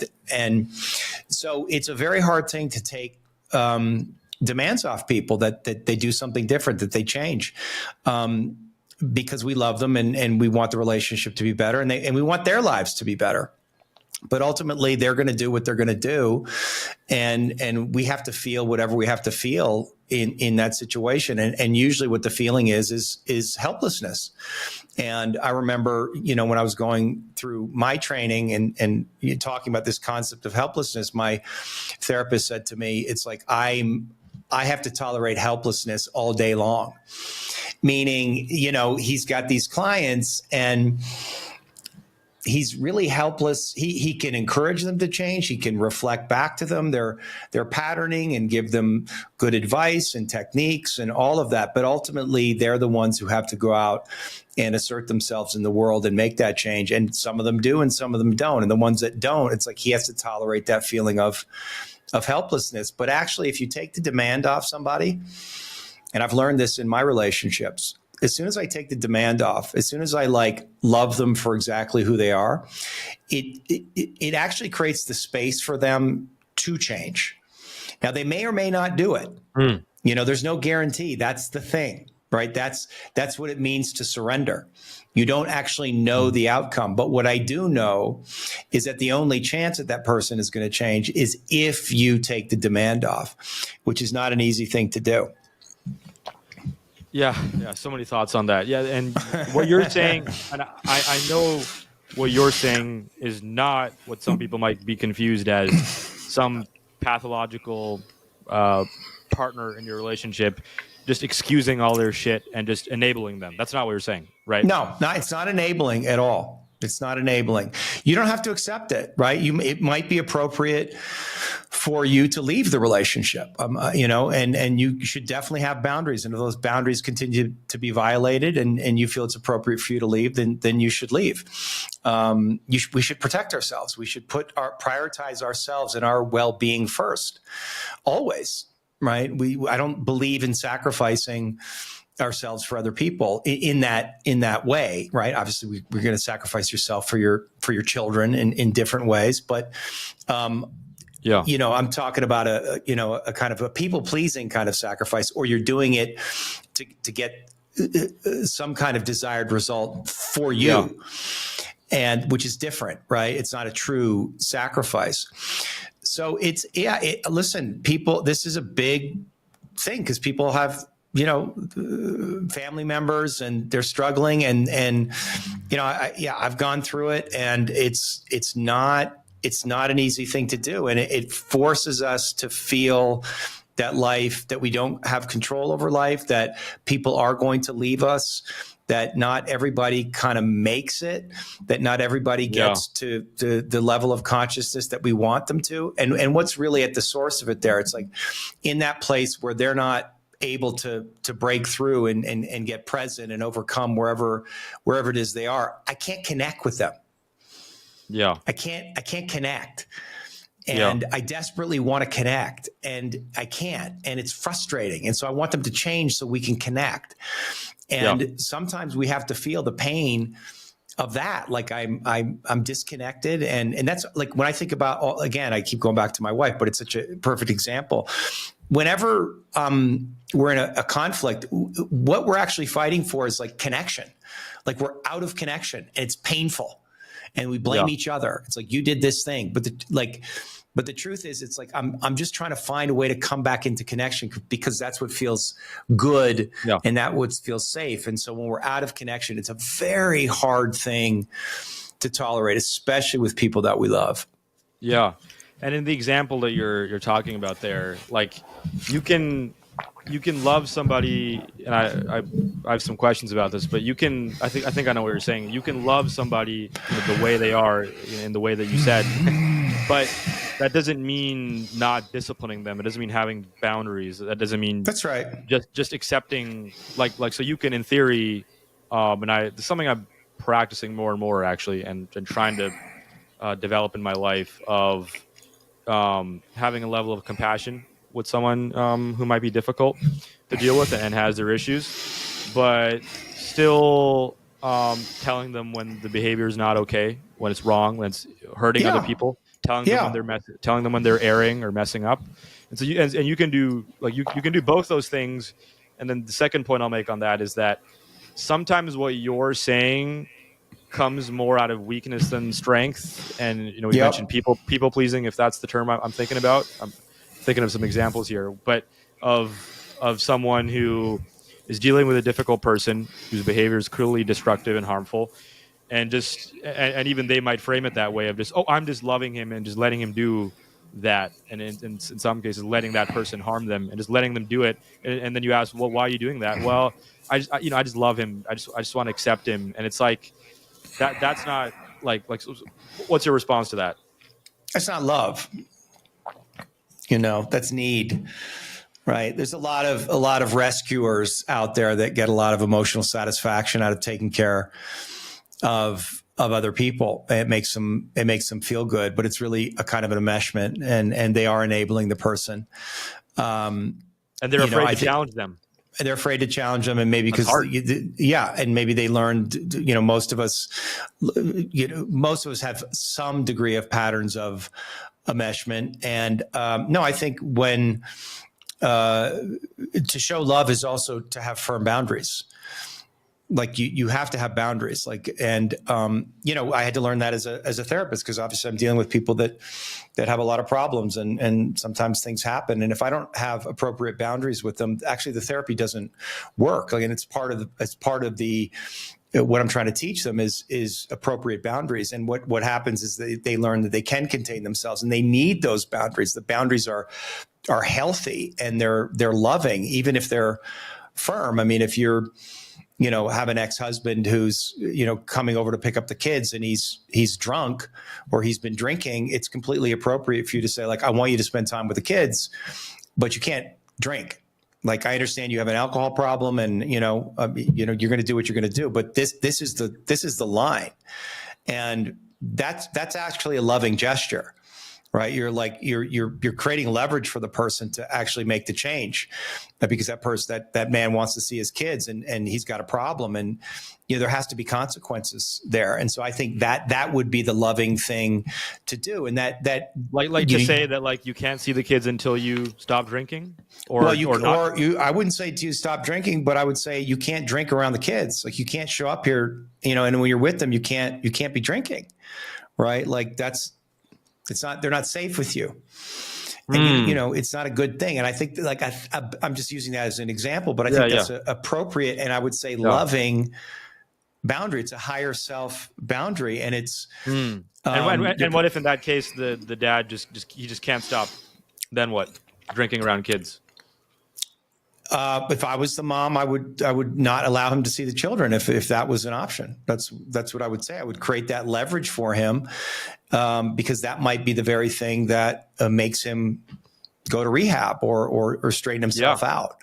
Which sucks that you don't get to see your kids, but hey, that might push you to the transformative path of healing. Yeah, you have to be firm with people. And I think it's loving. Maybe you would call that a more masculine kind of love, but however you want to frame it, it is a form of love. And I will not tolerate this behavior.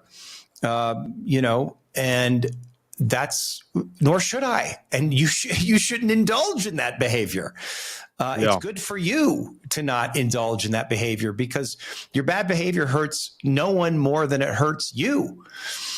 And that's so you're being loving when you're setting firm boundaries. And listen, setting boundaries is a very hard thing for people to do, because they can feel cruel. It can be judged as cruel. It can be judged as unreasonable. And especially for those of us who have a hard time setting boundaries. I just went out. When we begin to do it, sometimes it does feel wrong. But that, I would argue, is probably based on our history. You probably grew up in an environment where there weren't strong boundaries, or you weren't allowed to have boundaries as a child, and so there's all kinds of distortion there. Right. And the one crucial difference here that is worth highlighting of what you're talking about, what you're saying, I fully agree with. The compassionate way of, in the very good hypothetical here to play around with, of dad's drunk around the kids and he's not listening, and he's unable to stop drinking around the kids, and you say, hey, you're really struggling with this problem, and this is not okay. This is really not good for our kids and for their development. This isn't healthy for you and for them, particularly for the kids, because they're vulnerable and young, and they have lives ahead of them. And so I don't think you should be seeing the kids. And I know you can't stop right now, but I just don't want to let you see the kids right now. Saying that versus, you fucking piece of shit, you fucking can't do anything. You can't stop drinking. You're a fucking monster. You're evil. Get the fuck away from me. I'm going to call, whatever it is. Like, there's two different ways of doing that. And so would you say that doing it in the latter way, the same thing of setting boundaries, that's devoid of a necessary compassion, would you say? Yeah. Yeah, absolutely. You're discharging your frustration. You're shaming them. You're making them bad. You're making them wrong. You're not showing any compassion. Yes, when we set boundaries, I think we have to do it in a firm but loving way, and to acknowledge, like, hey, I understand you're struggling. I understand, you have a problem with alcohol, but here's the thing: you can't drink around the children, and if you continue to do that, then I'm not going to allow you to see the kids. But if you go to AA, if you get help and you stop drinking around them, I'd be happy to let you see the kids. I want you to see the kids. It's good for the children to be with their father. Like, if you say it like that, I think you're going to get a much better response from the person. And also, it's like, how are they going to fucking argue with that, really? Because you're being extremely reasonable, and you're giving them, it's not an ultimatum. I mean, I guess it is an ultimatum, but you're giving them an out. You're telling them that it's like, it's not over. Like, this can be different. I just need this one thing. And the thing that you're asking for is, in fact, completely reasonable. Now, they may not see it that way. They may feel hurt. They may try to shame you and say that you're being crazy, or you're being a bitch, and you're trying to, but that's just their pain talking. Yeah. Right. And so very often when you do set boundaries with people like that, you're going to get that reaction, and you have to tolerate it. You have to tolerate it, because they're not in their right mind at that moment, and they're kind of scrambling, and they're going to try to do something to alleviate the situation, alleviate their own pain, and take back control. And so, part of the skill is like holding on to yourself there, holding on to your goodness, and remaining firm. Not an easy thing to do, but it's definitely a skill worth developing, because it makes you a much more powerful and trustable person in the world. And so in this, I think we're developing, I'm proposing to you, my thinking on this, a much more sophisticated or advanced model of agency, right? The person may have certain things they're powerless over, but they can do something. And I want to return to that in a second about emphasizing, what you can do. But do you think then we can add sort of element of moral culpability there, of, right, again, going back to this one example that's really good, of the drunk dad who is, let's say, powerless over his drinking problem, and he's just not doing anything about it, versus the dad who you give the ultimatum to, and he's like, yeah, fuck, my wife or ex-wife is right, and I'm going to go to an AA meeting. I'm going to do one therapy session. I'm going to start doing some meditation and breath work, or go to a men's group. Can we have this level of moral, like, because this is sort of the fascinating, sometimes mind-bending balance to navigate in the kind of space you and I are operating in, the sort of, you could say, the awakened life of doing what's right, and not blaming people, not shaming people, wanting them to do better, of navigating this level of compassion versus of, like, the person's, like, of not just being in this place of this person's just suffering again of unconscious patterning over and over again, and therefore has no agency, but, like, I'm proposing a more potentially sophisticated version of agency, of they're powerless over this thing, but they do have power over this thing. They, they could go to the AA meeting, they could go to this therapy session, they could start 5 minutes of breath work if they want to. They could listen to one podcast. So can we add a layer of moral culpability here, where we're not blaming them for everything and acknowledging their childhood traumas, but also of, like, in this case of the dad not doing anything about the problem, and being like, hey, you could be really doing better here, man, and you're not living up to who you could be. I'm not saying tomorrow you can stop the booze. I'm not even saying tomorrow you can stop the booze with the kids. Let's be real here. Can't do that tomorrow. But can you listen to that podcast on alcoholism tomorrow? Can you start meditating for 10 minutes tomorrow? Can you do? And if you're not doing that, that's your agency is bound. You're not going to be Michael Jordan tomorrow, but you can't take one free throw tomorrow. So, like, does that make sense? Do you agree?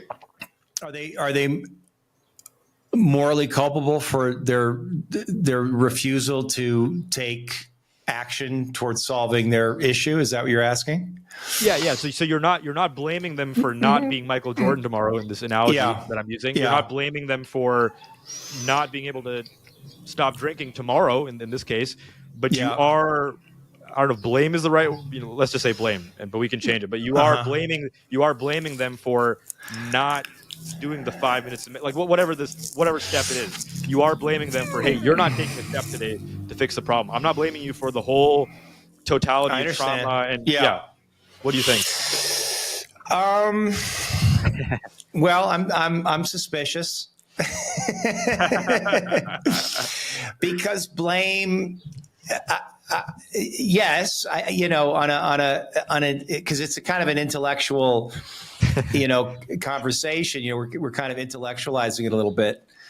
Did my camera go out? I don't know why it keeps flickering out there. I don't know. Yes, again, the word blame is tricky for me because as soon as like you use the word blame, and I know, you're not even sure that that's the right word to use, but I would just say, yeah, they're accountable. Like they are accountable. And we have to hold people accountable. Blaming them, yeah, I guess it depends how you define the word. But whenever I think about blaming somebody, at least in my framework, it's like I'm blaming somebody because it's something that I don't want to face or I don't want to feel. Like that's what it comes back to. And again, I'm operating on, from the therapist perspective, from the emotional level. So if I'm dealing with the wife in this situation, who's more likely the one I'm going to be talking to, that's what I'm going to be encouraging her to do. It's like hold him accountable. Have compassion, have your boundaries, and you're going to have to feel the pain and the disappointment that your ex-husband, the father of your children, refuses to hold himself accountable. And unfortunately, this is what life is.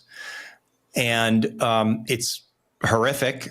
It's deeply disappointing. Of course, you want him to be a good father for his children, and maybe you wanted him to be a good wife for you, but you didn't get that. And maybe we can talk about, why you chose that man, go even deeper. But in this moment, all you can do is feel your own pain and disappointment. That's the self-responsibility, because we can't ultimately control other people. We can't control what they're going to do.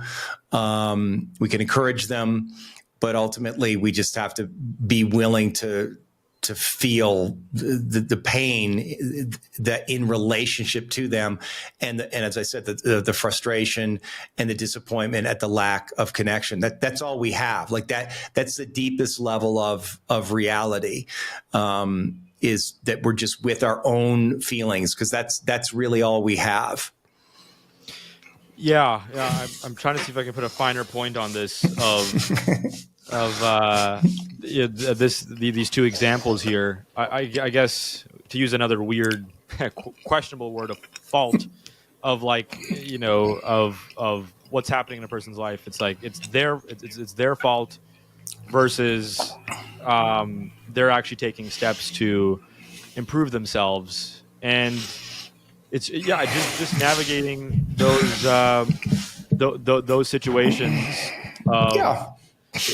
Is a person a person's dealing with a difficult problem, depression, alcoholism, OCD, anxiety, whatever it is, and navigating between, again, like you said, you can have compassion and love in both cases, but there's a difference. And by the way, I agree with you about putting demands on someone. Again, there's a good way of showing holding them accountable is fine. Demands, it won't work. Yeah. So not like you should fucking go to therapy because you're a mess, but like, hey, this problem really sucks, and I'm being hurt by it. Other people are being hurt by it. Here's some ways maybe you can explore, man. Maybe if you want to work on this, here's a therapist you might talk to. Here's a meditation you might try. Right. Well, and the other question here is like, if you're stuck in that situation and it's really causing you a lot of angst and the person is unwilling to change, the question that I would, posit is why not leave? Yeah. What is it? What's stopping you from leaving? Because there's something there, and maybe you're not leaving because there's something you don't want to give up. There's some connection that you want, that you think you can get, and you're holding on to it. And you think, oh, if only they change slightly, I can get this thing that I wanted from them. that I'm not getting. And I think, again, that unconsciously there's still a kind of demand there. And so leaving can, and it's also, there's all kinds of judgments about leaving. Like I went through a period of time where I didn't speak to my mother for 2 years. And I felt really bad about it. I felt like I was, excuse me, doing something wrong. Excuse me. That I was being a bad son. And I felt all this shame and self-judgment. And yet the impulse to sever the relationship, I knew it wasn't forever, was very strong in me. And I trusted that. I trusted that that I needed this separation. And I knew that it was causing her pain. And I knew that she was interpreting it in some way that was, going to cause her to tell herself all kinds of stories about her being a bad mother or whatever. And I didn't want any of that, but I had to sort of go through it for myself. And I made a decision that I wasn't going to call her until I wanted to call her. And I realized that because I felt, because of my relationship with my mother as a child, I felt all of this obligation and responsibility to her. Like it was my job to kind of take care of her and to take care of her feelings. And that was my pattern in relationships with women, that I would abandon my own feelings and take care of theirs. And that would only leave me in a state of resentment. And it never worked out. And I didn't know how to get out of that. So there was something about not talking to my mother for that period of time, which freed me of that pattern.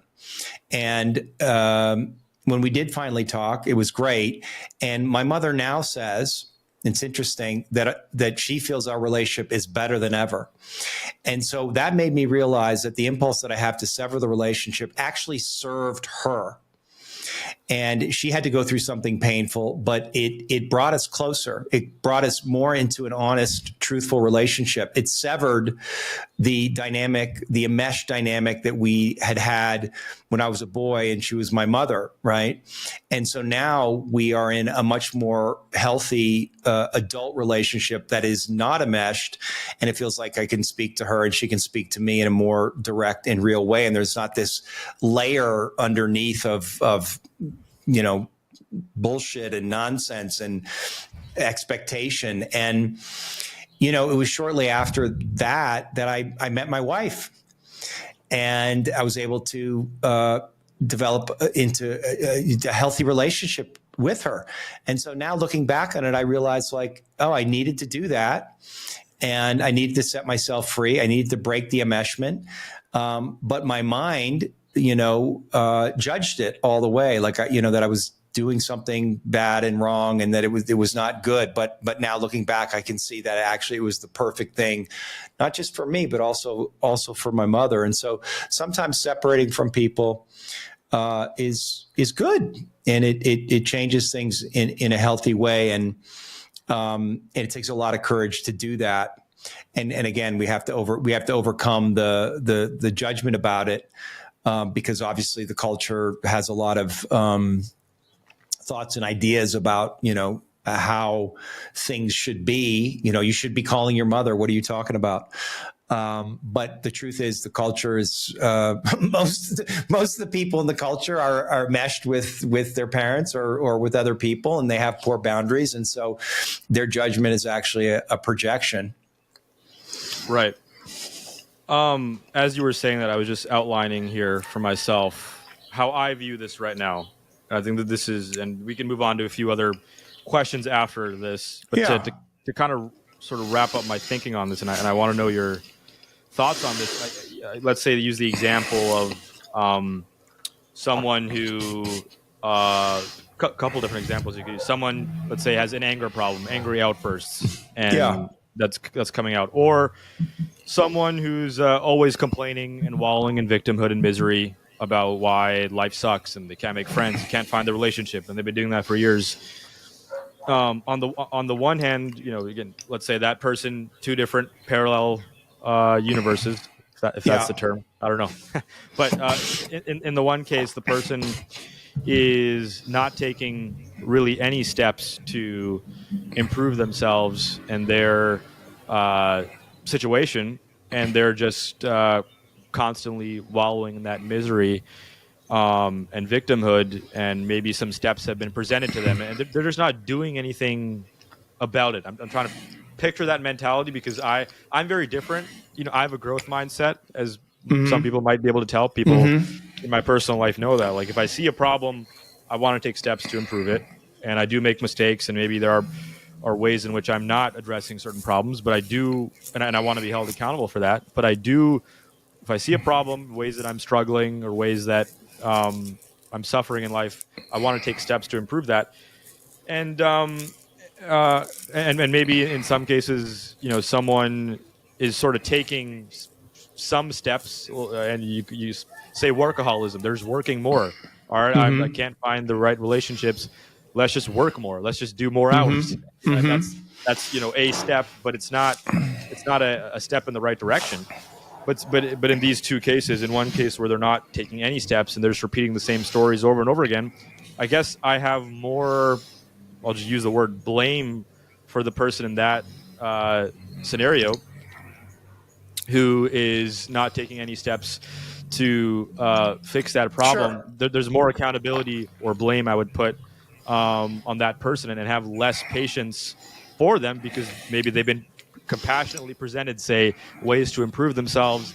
And one thing I'll also say about this is that one thing I told my friend the other day is that we live in the digital age with infinite access to information. That like on some fundamental level, I feel like there's no fucking excuses to improve your life. Really, like on some level, I feel like there's no fucking excuses. Whatever your thing is. Addiction, OCD, ADHD, anxiety, depression. But why do you need somebody to change, Rav? Like, that's the question. Why do you need somebody to change? That's the only question, because it's ultimately about, like, I mean, I'm going to say you, but in the abstract, like, it's about you, right? Like, there's something that it's hard for you to feel here. Right. Yep. And so, because there is a judgment there, and listen, I'm not saying it's not a reasonable judgment. Nevertheless, it is a judgment. Right. Yep. And so, what is it inside us that needs another person to change? That's really what it's about. And it's all we have, right? Like, we can't control the world. We can't control what other people are going to do. And all we can do is feel the pain and the disappointment and surrender. Like, surrender. This is what it is.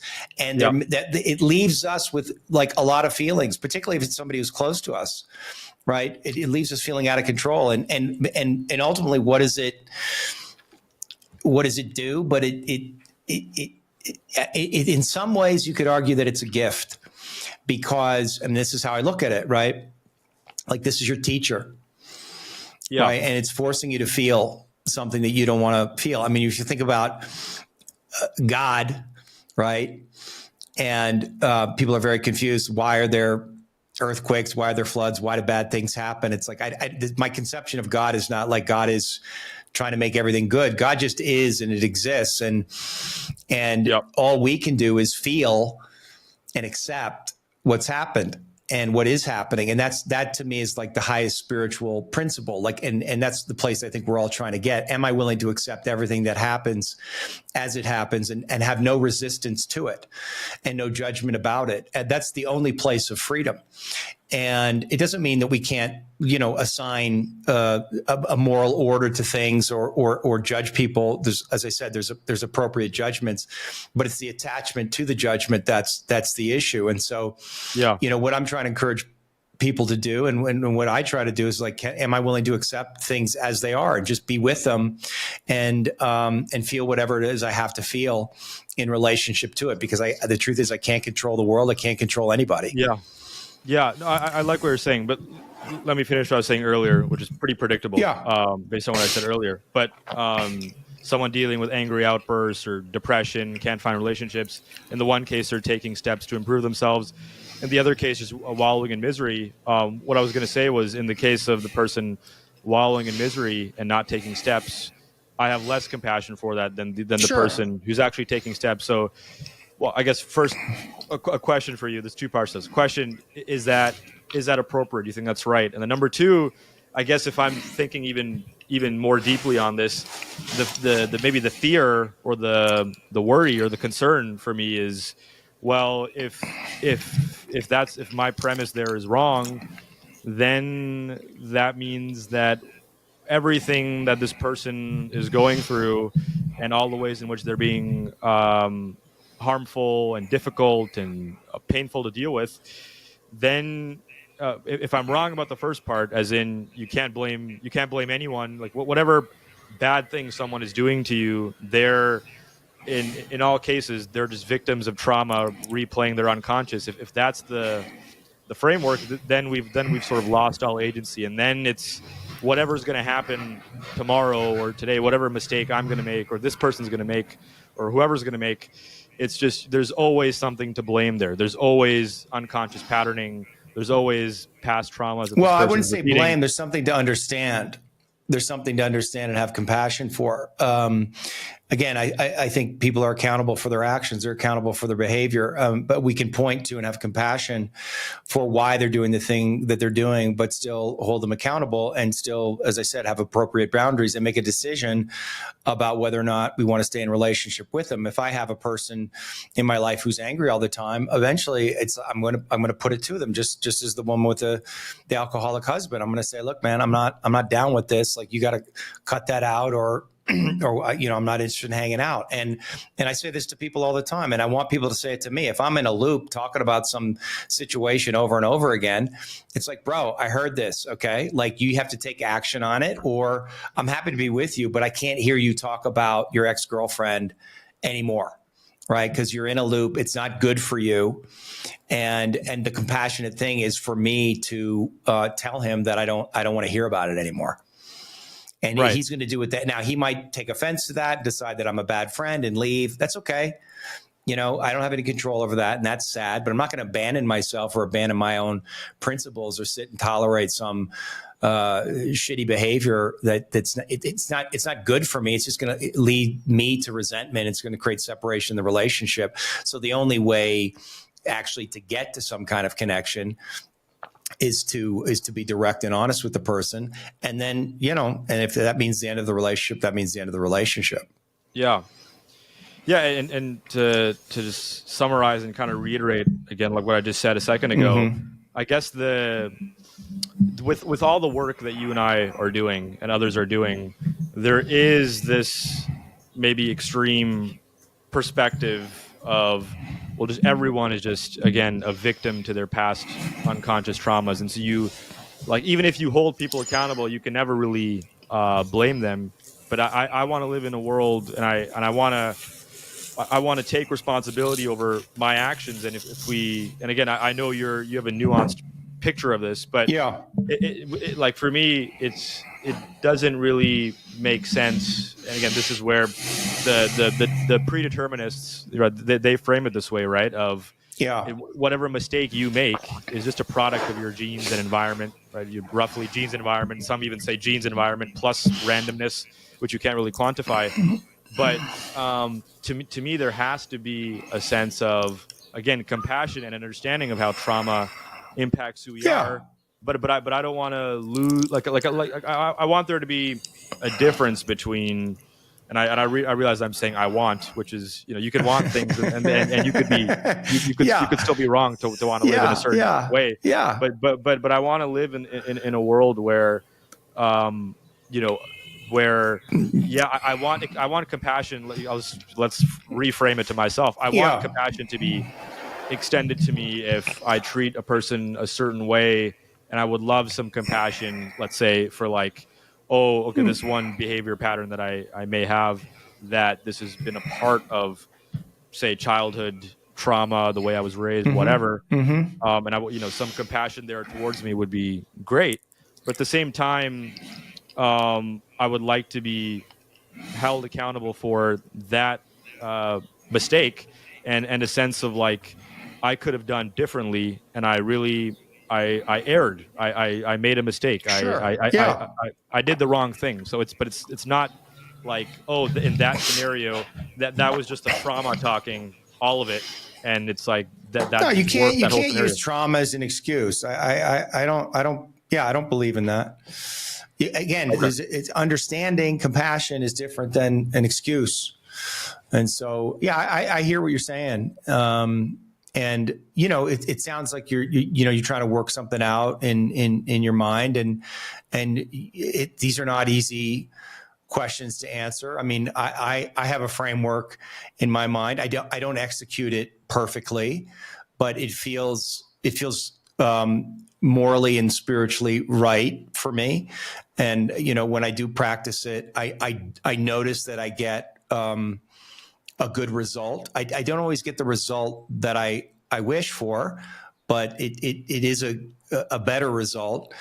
And, that's the system that I use. But everybody's got to find their own way in this, because these are incredibly complicated things. And also things don't resolve themselves. And, you're a young guy, so it's probably harder for you to see. You have to, once you go through life a little bit, you kind of realize that there's certain things that you have to kind of accept, and that things have a season, and that people do change and things do change. And sometimes it takes time, and we change, and our attitude changes over time, and that nothing is stuck where it is ever. I'm continually shocked at, again, my wife is the closest person to me. So I see her every day. So I see who she is as a person. I'm continually shocked at the changes that she makes. Like, there's something that she's doing that, I don't think is optimal, good for her, good for, and then she wakes up one day and she's like, you know what, I've realized this, and I'm not going to do this anymore. And then she completely changes. And I'm just like left sitting there going, what the fuck? Holy shit. Yeah. Like, people do change, and they don't change in our timetable, and maybe they don't change in this lifetime. And, there's bigger spiritual questions to ask here. And maybe everybody is playing their role, and they're playing it perfectly. Even the people who are, kind of crazy. I mean, that's how I tend to look at the world. Like, even when I look at the politics, it's like, when Trump came on the scene, I was, people are freaking out about Trump. I'm like, you don't see that he's just playing his role. Like, he's the perfect man for the moment. And I was more critical of the left, but at a certain point I was like, well, actually the left is playing their role perfectly. Like, this conflict is something that we need to have, and it's making us stronger. It's like, whatever it is, and we can judge it and say these people are right and these people are wrong. But like, whatever this is, we have to go through it, and that there is something on the other side of it. And sometimes we have to go into destruction before we can rebuild. And maybe that's where we are. And obviously it's a literal thing that may be happening, but it's also a metaphoric thing, and that happens through the course of our lives. Like, we go through ups and downs, and things are. Our relationships are destroyed, but then they're rebuilt, and they're rebuilt in a stronger and different way. So this is a pattern, I think, that exists in the human condition, that it's not something we can ever get out of. I have another way of exploring this question, which I think will be really interesting. So I'm trying to think if this is if we do, you're the therapist and I'm the patient, or if we're just buddies. Let's just say we're friends, right? And we'll use the same example we've used a lot here of guy angry outbursts at his wife, and you're talking to me, and I'm like, and maybe the wife told you something, or you're hearing things, and you're asking me, why are you having these angry outbursts, and it's not okay. And then and from that perspective, I'll just articulate. I'll say, I'm yelling at my wife, well, because of my childhood trauma, and because growing up, my dad yelled at me, and I learned that that's okay. And so now I'm just yelling. Now I just can't help but yell at my wife, because of what happened in childhood. It's not my fault. Yeah. I was trained this way. I don't have agency over this. I was taught this way. And for what I did in the past, it wasn't my fault at all. I was just acting out what happened to me as a kid. I understand that. And you cannot yell at your wife like that. You have to stop yelling at your wife. And we'll work on the root of what that is. But you have to stop yelling at your wife. That therapist said that to me once, and it really helped me. Like, I got angry. I was describing some incident. He's like, you can't do that. And and he was very compassionate towards me all the time. He was just like, you can't do that. And I was like, and it set me straight. And I stopped doing it. And I needed that. I needed that firmness. I needed that masculine firmness just to say, no, that's not acceptable. And then I realized I did have agency there, that I could actually stop the behavior. I couldn't stop the impulse. I couldn't stop the feelings that were underneath it, but stopping the behavior allowed me to go deeper into what it was actually about. So what would I say in that situation? It's like, you need to stop yelling at your wife, and we need to get to the root of what's activating you here. Like, why are you getting so triggered? Like, what's going on that you feel like you need to yell and scream and shut her down, or whatever it is that you're doing. I can hold both things at the same time. I mean, and that's really the skill of the therapist, right? Like, you're in compassion, you're in understanding, but you have to be firm. And people actually like that. They need that, particularly men, but I don't think that's true. I think like both men and women need that. And I honestly, not that this is part of the question, but I think that's also, part of the problem that's going on in the culture is, there's not enough of that. Right. There's not enough like firmness and accountability. The culture, in my opinion, has become too feminized. Therapy has become too feminized. It's too much understanding and not enough direction. And I know when I've been given that kind of firmness, throughout my life, it's almost always been, sometimes from my girlfriend, it's like, hey, that's not okay. For my girlfriends or my wife, like, that's not okay. That felt good, but also from other men. Like, sometimes we need to be set straight. And that's the other thing. We need other people. Like, it's hard to do on our own, which is why I know therapy, I think is a really good thing, or getting into some kind of men's group or something where you are accountable to other people, because it's hard to see these things on our own. It's hard to, change our behavior on our own. It's like we need other people around us to reflect ourselves back to us. And we need like counsel. We need people in the places that we're distorted to show us like, no, that's not how to do it. Like, that's not how to live. Like that kind of behavior, never mind that it's destructive, towards your wife. It's not good for you. Right. Like you're not like, if you're trying to be a good man, yelling at your wife is not a good thing to be doing. And so for your, psychological and spiritual evolution, that's ultimately what it's about. And so, which is ultimately true. What I'm trying to teach people is like, why do we do these things? We do them for ourselves, first and foremost. I'm trying to make myself a good man for me and my relationship with God. My wife, or my clients inspire me to be a better man. And so there's some way I'm doing it out of service, but ultimately it's for me. And because I want to feel fulfilled, I want to feel good about myself. I want to feel in control of myself. I want to feel like I'm the best man that I can be. And so I'm going to take the steps and actions that I need to be able to do that and confront the places inside myself where I'm falling short.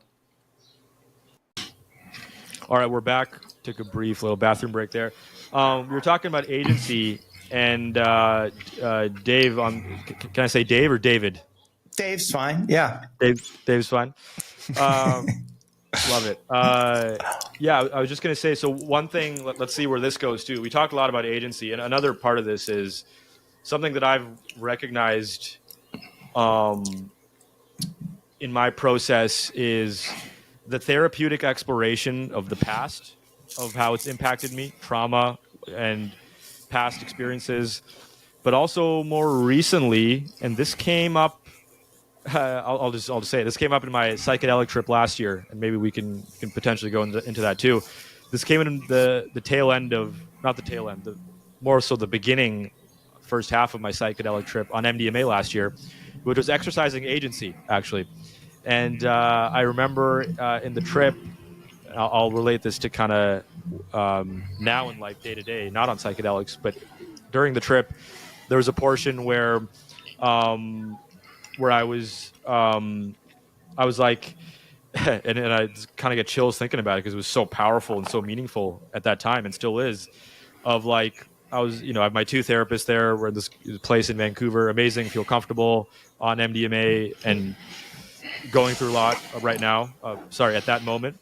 And I remember just feeling like I was saying that I know I'm supposed to work on these things. I know this trip is for exploring trauma and improving myself, but I don't want to do that right now. I just want to talk. and I know talking is not good right now. I know, Yeah. I know, I know, psychedelics is about letting go, not over rationalizing, not intellectualizing. Yeah. Yeah. But I was like, but I just want to do that right now, and and I don't want anyone to stop me. And then I was like, I was doing that over and over again. I said that like 20 times probably, and I'm like telling my two therapists, one who's kind of a friend now, and I'm telling them, I'm like, is that okay, guys? Like, I don't like, I know, part of me is like, this should be like a meaningful experience, and I should unravel my trauma and understand myself better and try to be better and whatever. But I just want to keep talking right now. And this is my trip. It's my experience, and I can do what I want. And I said that probably 30 times. And yeah, it's kind of funny. And I only recently kind of went back to that. And I had a therapy session a couple months ago where it was basically the same thing, but not on MDMA, of just exercising this kind of agency. And that was maybe you can just give me your raw response to that. But that was a really interesting experience there, where I was just like, again, there's a thing I'm supposed to be doing here, and we can sort of generally agree that on a psychedelic trip, you don't want to be overly rationalizing. But I was like, I want to do what I want, and I'm the author of my destiny. Yeah. And right now, if I want to talk like a fucking nerd, like an intellectual, like a podcaster on MDMA, if I want to podcast while on MDMA, like I want to keep talking and not go into my feelings. And we later on went into the feelings too, and it was awesome. But it was like, if I want to do that, that's fine. And then they were like, you don't have to ask for permission, man. You do what you want to do. That's right. And that even when I'm saying this right now, I'm feeling this emotion in my gut. It's like, that was really powerful to be like, you don't have to ask for permission. And that begs the question, I'm 24. I'm not asking people for permission per se, but maybe there's a part of me that sometimes does ask for permission. And maybe for everyone listening to this, there's maybe a part that maybe wants permission, and there's like a part of us that kind of controls or feels tyrannical and authoritarian.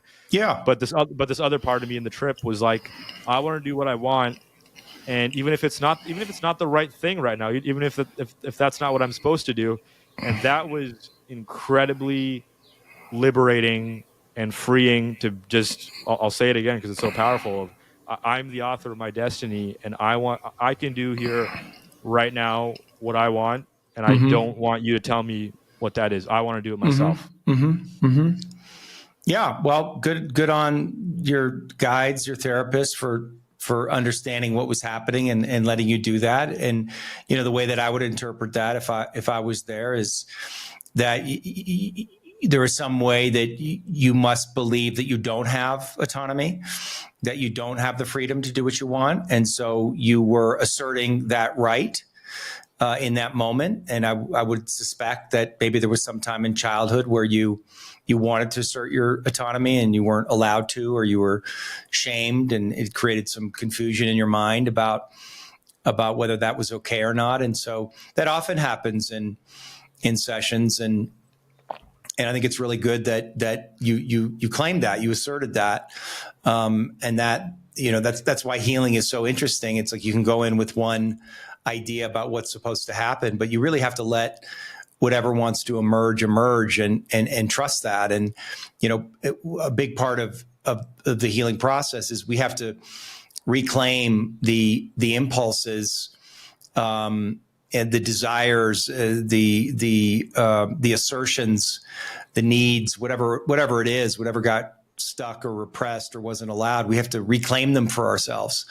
And that's why you asked 30 times, because underneath it's like, is this, you said, is this okay? Is this okay? Is this okay? And so there's a belief that some part of you believes that it's not okay and that you need permission. And so there's a distortion there. Again, probably rooted in your childhood, and that has to be worked out. And that's a big part of what therapy is. You have to let people go through, these phases and express themselves in the way that they need to express themselves in that moment. I mean, I went through all of that, and I had to reclaim all these lost parts of myself and very often act like a child, and looking back on it in some way, it looks silly. But that's what I needed to go through at the time. And I'm super grateful for my therapists for allowing me to do that, to give me the space to do that. It was almost like they were reparenting me in a way, and then I'd get to the other side of that, and it would evolve, and I'd come into a more adult relationship with it. But yeah, it sounds beautiful. Yeah. I'm recognizing we're sort of at the tail end of the podcast, and there's so many big topics, and you mentioned Andrew Tate earlier. We can table some of that for next time, but I'll just keep going here with a couple more things, and I get your response on it if that's okay from my experience. It's so interesting to talk about your own experience rather than and that's been my evolution as a writer and as a content creator. Is 2020 to 2023, it was all writing about politics and left versus right. Now I'm relaunching my original Substack, calling it the Meta Mystic, very intentionally, of like integrating different paths of healing, meditation, psychedelics, breath work, et cetera, et cetera. I love that title. It's a great name for a That took 3 months to painfully birth that title, the Meta Mystic. A lot of ChatGPT, a lot of thinking, a lot of nice. figuring. The Meta Mystic is the one that is integrating the best of Christianity, the best of Buddhism, the best of psychedelics, the best of therapy, which is hard to do. It's very hard to do. Yeah. Anyway, so just talking from raw experience is so powerful, and I appreciate what we're doing here. And going back to the MDMA trip, it was so interesting. We talk about therapy culture. I was going into the trip, I think, expecting to go into childhood, into some part of the past, which had happened in the first trip, even though I didn't, the very first trip in late 2021 on MDMA, I wanted to focus on the now, and it took me into the past, into my mom and whatever. And in this trip, I was like, okay, we're going to do another deep dive into the childhood, and that's not what happened. And it was a deep dive into my present moment, into my day-to-day life of work. It was a deep dive into my life every day, of my habits and my perceptions. And I guess I'll briefly summarize that by saying the trip was just about how this irony of I'm a very accomplished, developed, somewhat known writer, and yet every waking day I've been soaked in this guilt of not getting enough done. Every day, you're always behind on deadlines, behind on podcasts. I'm late to everything. I'm supposed to read this book and that book and this podcast and that, and I didn't do that. It's like there's like a weird irony there, and it's talk about agency. Like it's hard to unlock problems like that. It's you think more self-criticism, more guilt, more goals, more, okay, tomorrow I'm going to wake up and I'm going to be even more trying to be focused on achieving more goals or the same goals, but none of that's ever worked. And the trip was just highlighting like, hey, like, you think you're so smart, you think you're, like people from the outside see you as this accomplished writer, but yet your day-to-day life is soaked in this guilt all the time of not being disciplined enough. And like, there was a sense of, that's not a way to live, is it? Is that a good way of living life, of just living every day in guilt of not getting your goals done? Like that's not, something needs to change there. And that was, I wrestled with that for a long time. And I remember that the short answer of the trip, which is going to be very reductionistic, but you'll probably pick up on this, Dave, is the answer to the trip was just like more peaceful presence, more silence in life. Yeah. Less goals, more in the moment, less goals, less things, more in the moment, just breathing, just living. Yeah. And less constantly having more self-help things to do. Less, because it was like I'm doing all these, like everything I'm doing is to be better, but to improve myself. Let's read more Gabor Mate books. Let's watch more podcasts on trauma. Let's learn more religious Eastern philosophies. Which is the paradox there is, like I still want to read more Gabor Mate. Like I want to understand more, right? Like that's great. But the irony and the perversity of that was doing all that to try to get somewhere while never being in the moment and breathing. Yeah. And just, I'm going to fix my trauma and I'm going to do all these things to heal my trauma. All these books, meditations, therapy, whatever. Just like, it was just a subtle but radical mental shift of let's still keep reading Gabor Mate books and let's still keep unraveling. Let's keep going to therapy and doing all that. But let's have more of a peaceful presence in life. And the key prompt for me, Dave, was how do I want today to look like in my life? And that, you'd be shocked for anyone listening or watching this. I'd like never ask myself that question, more or less. So, and I just would just get up every day. I got all these goals. I got to read this Yeah. book on trauma. I got to do my breath work, my meditation, my sauna, my whatever. And I never asked myself the question of what do I want to do today? And the complexity is that all the things, like I'm still going to do the same stuff. That's the complexity. Like, so I'm not going to change. Yeah. Like I still want to do the Relationship podcast. to it. Yeah, it's the relation. Exactly. It's not the things itself. It's the relationship to it. And it's been a painful process. It's been hard to integrate that, right? Psychedelic integration is hard. But recently, writing about this experience, I wrote about it after a year because this was last January. Writing about it now finally sort of crystallized the nutshell, the key insight, and the integration of the trip. Taken me over a year, which sucks, but whatever. We're here now. And so, like, literally now waking up and just even having a couple of minutes, but hopefully a 10, 15-minute walk around the block or a meditation of just asking myself in the morning, what do I want today to look like? And that, again, that's a question I was never asking myself. I had all these to-do lists, all these goals, and that question is reconfiguring my consciousness to moving from, I have to do this podcast with Dave on trauma, which sounds weird to say, but that's a year ago, that's what I would have thought, to now, I want to do this podcast with Dave today. Right. And in both cases, I'm doing the same fucking thing, but my relationship to it has completely changed from, I have to do this podcast, we got to get it out, and all the stress, to I get to do this thing, and guess what? I really want to do this thing because it's really important to me. Just want to share that.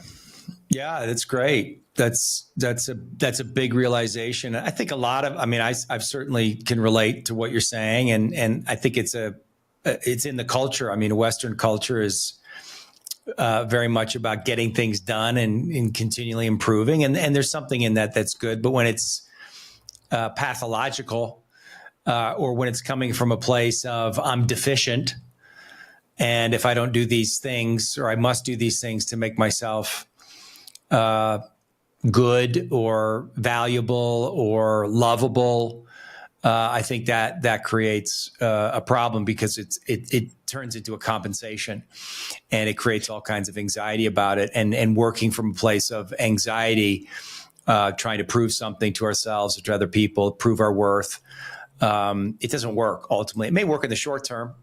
It may work for a while, but ultimately we want to live in flow, and we want to live in the kind of mystery, and want, I think, life to unfold. And I know for me, life has gotten a lot more manageable, and I've been more productive when I let go of the demands that I would place on myself to be a certain way. And there's still certain aspects that require discipline for me, and you have to be discerning about, where do I need to be more disciplined and be accountable to get the work that I need to get done. And where am I doing this out of some kind of compulsion that's not healthy? And that's not an easy, needle to thread sometimes, and it's easy to delude ourselves into it. But I think it's happening more in the world. I think more people are coming to the realization the way you are, and it's hard when you look at guys like, Tate or Hamosi or these other hustle culture people who David are just Goggins. David Goggins, who are just like drive. And again, there's utility in that, and I appreciate those guys, but it's not the only way to live. And I think we're starting to understand that being in the present moment is the most powerful thing. And I know for me, the more that I let go, the more I was able to receive. And there's kind of a correlation there. The Nike mantra, let's, just do it, which is great, but also just let it happen. Is what I shifted to in my own mind. Like it's just going to happen.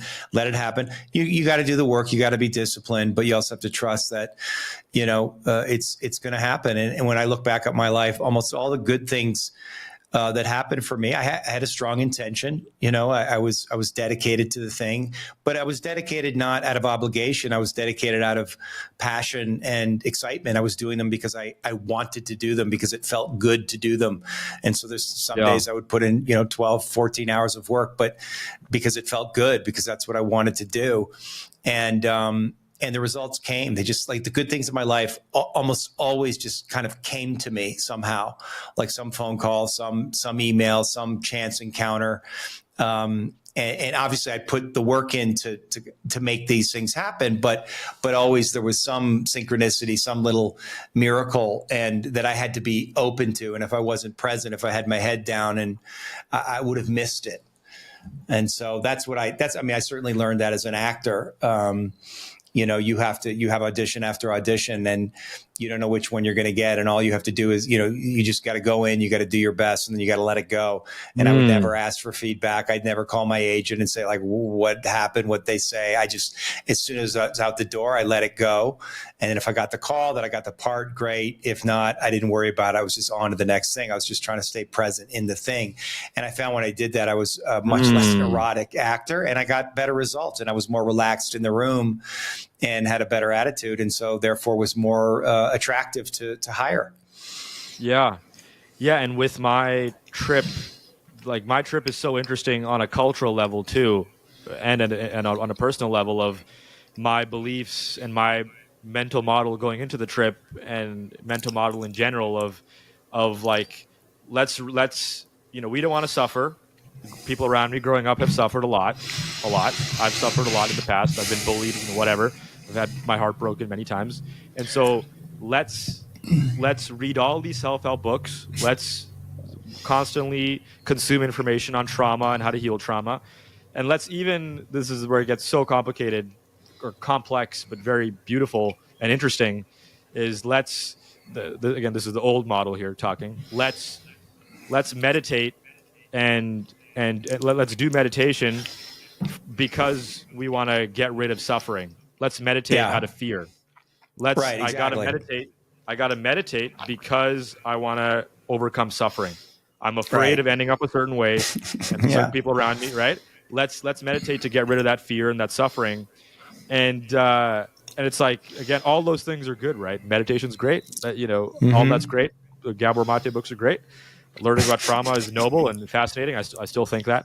Yeah. But so this is where in the trip, the sort of peak part of it was, there was a part of the trip where I was like, oh my God, guys, like, I feel this peaceful presence in my body for the first time, like, around me. I feel this peaceful presence. And I remember having this crazy agency of, like, I could watch my thoughts come at me.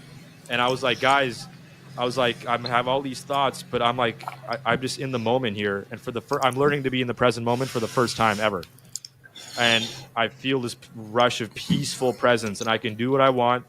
And I don't want to do a podcast right now. I don't want to read a Gabor Mate book right now. And I didn't say this, but what I was doing was the deepest form of meditation I've ever done. Right. But it was the relationship to meditation of, we're going to meditate. So moving from, I got to meditate, to overcome my suffering, which is, it's hard not to fall into that trap, right? We're all doing this work to a degree because we don't want to suffer, right? But moving from that to, in that experience, what I learned was the positive of, my God, meditation is so beautiful. And, MDMA just highlighted that for me. It was like, this peaceful presence, I just gave it a different term. This peaceful presence is so beautiful, guys. Like, wow, like, being in the moment is so beautiful. But before, it was motivated by fear and anxiety and wanting to move away from suffering. And so it's such a powerful experience of just how this illustrates in our culture of the sort of maybe the extreme end of self-help culture, and just how fear motivating our pursuits can sometimes be the problem. So I unraveled that kind of fear, and I got to be in the present moment, and it just reconfigured or revamped my picture or my mental model away from, like, less of a obsession or focus on I think how I described it once, like moving away from a top-down tyrannical model of you got to meditate, you got to read, Yeah. you got to heal your trauma, you got to do more work to heal your trauma. You got moving away from that to what do I want to do today? Yeah. How do I want to breathe today? Let's let's be more let's go for a walk in the sun and just shake it off and just be in the moment. And then like, yeah, sure, I want to meditate today for 20 minutes, but not because I want to get rid of my suffering or because I'm afraid of turning out like X, Y, and Z in my life. But I just want to enjoy life more. So it brought a bit more enjoyment and peace to life and more agency of how do I want to live today, right now. Yeah. But still, and then that question still leads me to, yeah, let's read a book today about let's go deeper into trauma, right? Yeah. Yeah. Well, a friend of mine, he's got this saying, are you just ticking boxes? Did I get my meditation in? Did I get my 10,000 steps in? Did I get my morning sunlight? If you're just ticking boxes, just doing it to get it off the to-do list, it doesn't work. That's what I was doing for years. Yeah. And so you gotta, for me, and I'm a long time meditator. I don't meditate all the time anymore, but there was, periods of my life where I meditated daily and really developed a strong relationship to it. When it was most effective was when I did it simply for the pleasure of it, because I enjoyed doing it. I love to just sit and close my eyes and just, let the thoughts come and observe them. And that it's just the pleasure of it. And so I knew that I was doing meditation, correctly, when I was in that place and when I was doing it because I felt like I had to. And sometimes you have to develop the discipline. You have to, it's like for me writing, it's like writing is a challenge for me. I'm a pretty decent writer, but it's like I have to overcome the initial friction. So if I don't have that discipline, I don't overcome the resistance. But then once I'm doing it and once I'm into it, it's extremely satisfying and pleasurable. So I know that, and so when that friction comes, I know what it's about. It doesn't feel like I'm doing it because I don't want to. So again, there's all kinds of little nuances there that we have to deal with. But yeah, it's primarily, what is our relationship to the thing? What is the motivating factor? And that's really, that's I think the spiritual component, that what are we actually looking for? We're looking for peace. And I know Naval, speaks on this very, very well, where he said your primary, goal, I guess, I don't know if he uses that word, but it should be to achieve inner peace. Like that, like once you're peaceful within yourself, separate from what's happening in your environment, you've won. You've got it figured out. Like if you can always find that place of peace. And of course, if you're in a place of peace, a lot of people have this illusion that, well, if I'm peaceful and if I'm relaxed, I'm not going to be driven. I'm not going to be motivated. I'm not going to be willing to go after the things that I want. My anger, it fuels me, or my resentment fuels me.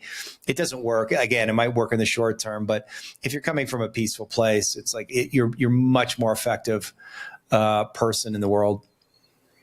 Yeah, and that experience that I had, like such a powerful, I guess, example of unlocking agency, but not in a way that you would have thought. That's right. Because the most people, right, and probably people who enter your practice, right, who they're stuck in a problem, and oftentimes the answer is more shame, more guilt, more goals, more to-do list, more tomorrow. I'm gonna really fucking beat myself. Tomorrow we're gonna do it. We're gonna do it. And it's like that. At a certain point, it's like, okay, that's not working. And in my trip, again, in summary, the unlocked key was less to-do list, less self-help, obsession, more peaceful presence, more true meditation in its essence, which is really cool and really beautiful to see how unlocking agency through psychedelics, right? When you get that insight and that unlocks something. That's right. Last thing I'll say, we'll add in this before we go, and I'll feel free to chime in with your thoughts on this, is, like despite what all I said here is, and I'll also just back up and say, in the trip, contrary to my expectations, when I got into that peaceful presence, I was like, guys, like I'm like, what I was saying, thoughts are coming, but I'm observing them. and there's a joy in observing and just being in the moment.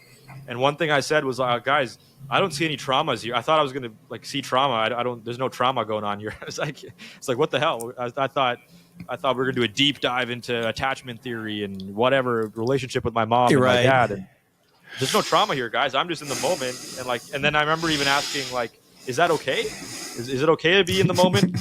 Is it okay? Is it okay if my MDMA trip is just me having fun? Is that okay, guys? Yeah. Yeah. Is that okay?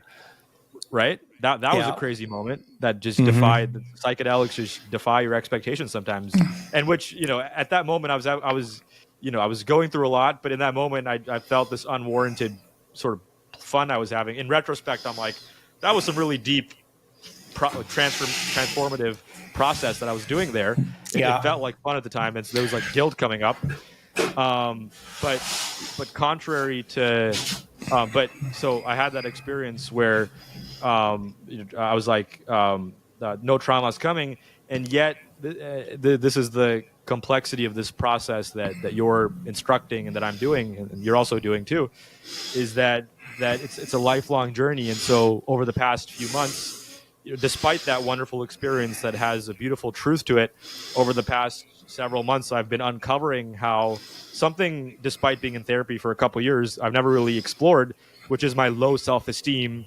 And I'll just, if people are still tuning in at 2.5 hours, great. I'll be a little extra vulnerable, which I'm fine with, of just how my very low sense of attractiveness, my low sense of self-perception might be shaping certain things I'm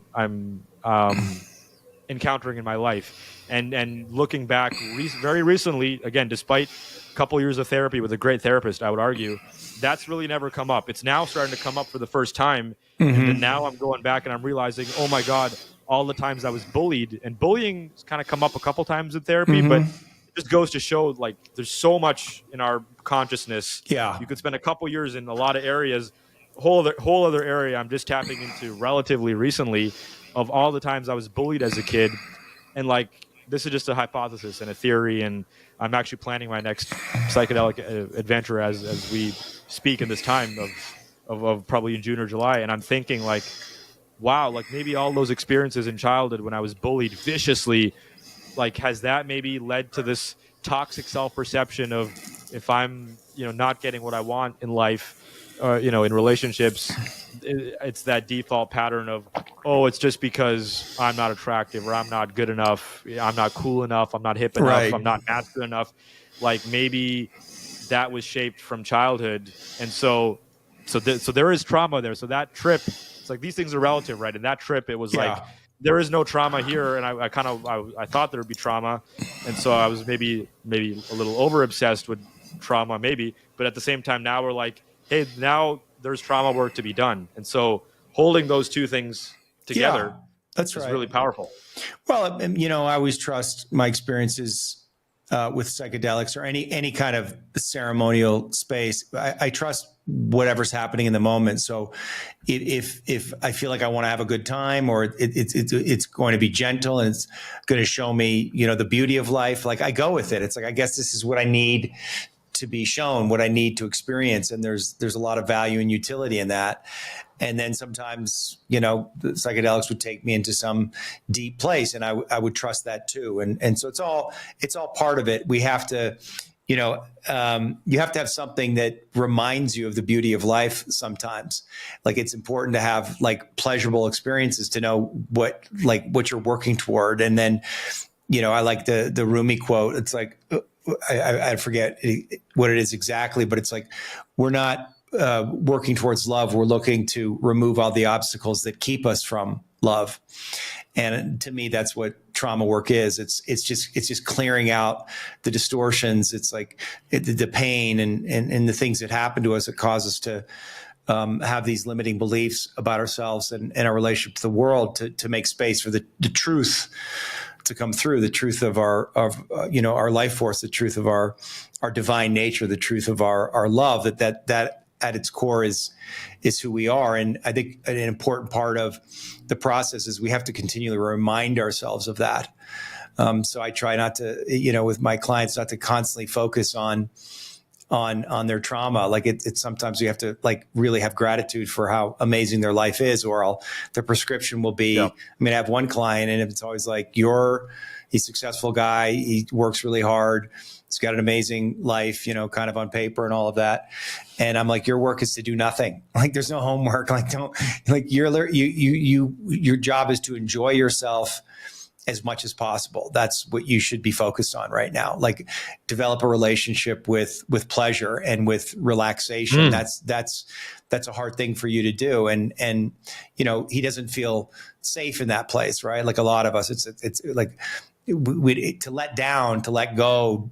The reason we resist doing it is because for whatever reason, it doesn't feel safe. And so we have to train ourselves and our nervous system, frankly, to be able to exist in that place. And it's not always an easy thing to do. So, and I relate to that. It was very hard for me to learn to relax. I still struggle with it, but I build it in to my day and into my week to make sure that I have time and I dedicate it, time to it, because I know that it's really important and that it fills me up and that it recharges me. If I'm constantly like, the pot is always turned up, eventually I'm going to burn out and I'm not going to be thinking clearly. So it's all really, important. It's all a part of it. And there's contradictions in it everywhere. And we never stop realizing things. And but I will say that, and I say this as because I'm kind of in my elder years now, I'm about to turn 56 and I've got the gray beard and I've been through a lot, and I talk to a lot of younger guys and what I tell them is like, don't work too hard trying to figure it out. Like life will show you what you need to see in the time that you need to see it. And that if you can just stay in the present moment and trust everything and that it's going to unfold, like everything's going to be fine. And that's really the place that I've gotten to. And I don't have perfect inner peace, but there is a kind of an acceptance and a trusting of life that I've been able to develop that allows me to, I think, see things more clearly and be in a deeper relationship for life. And then the things that I want, the expansion in my career or, more money, whatever, all the things that we want materially,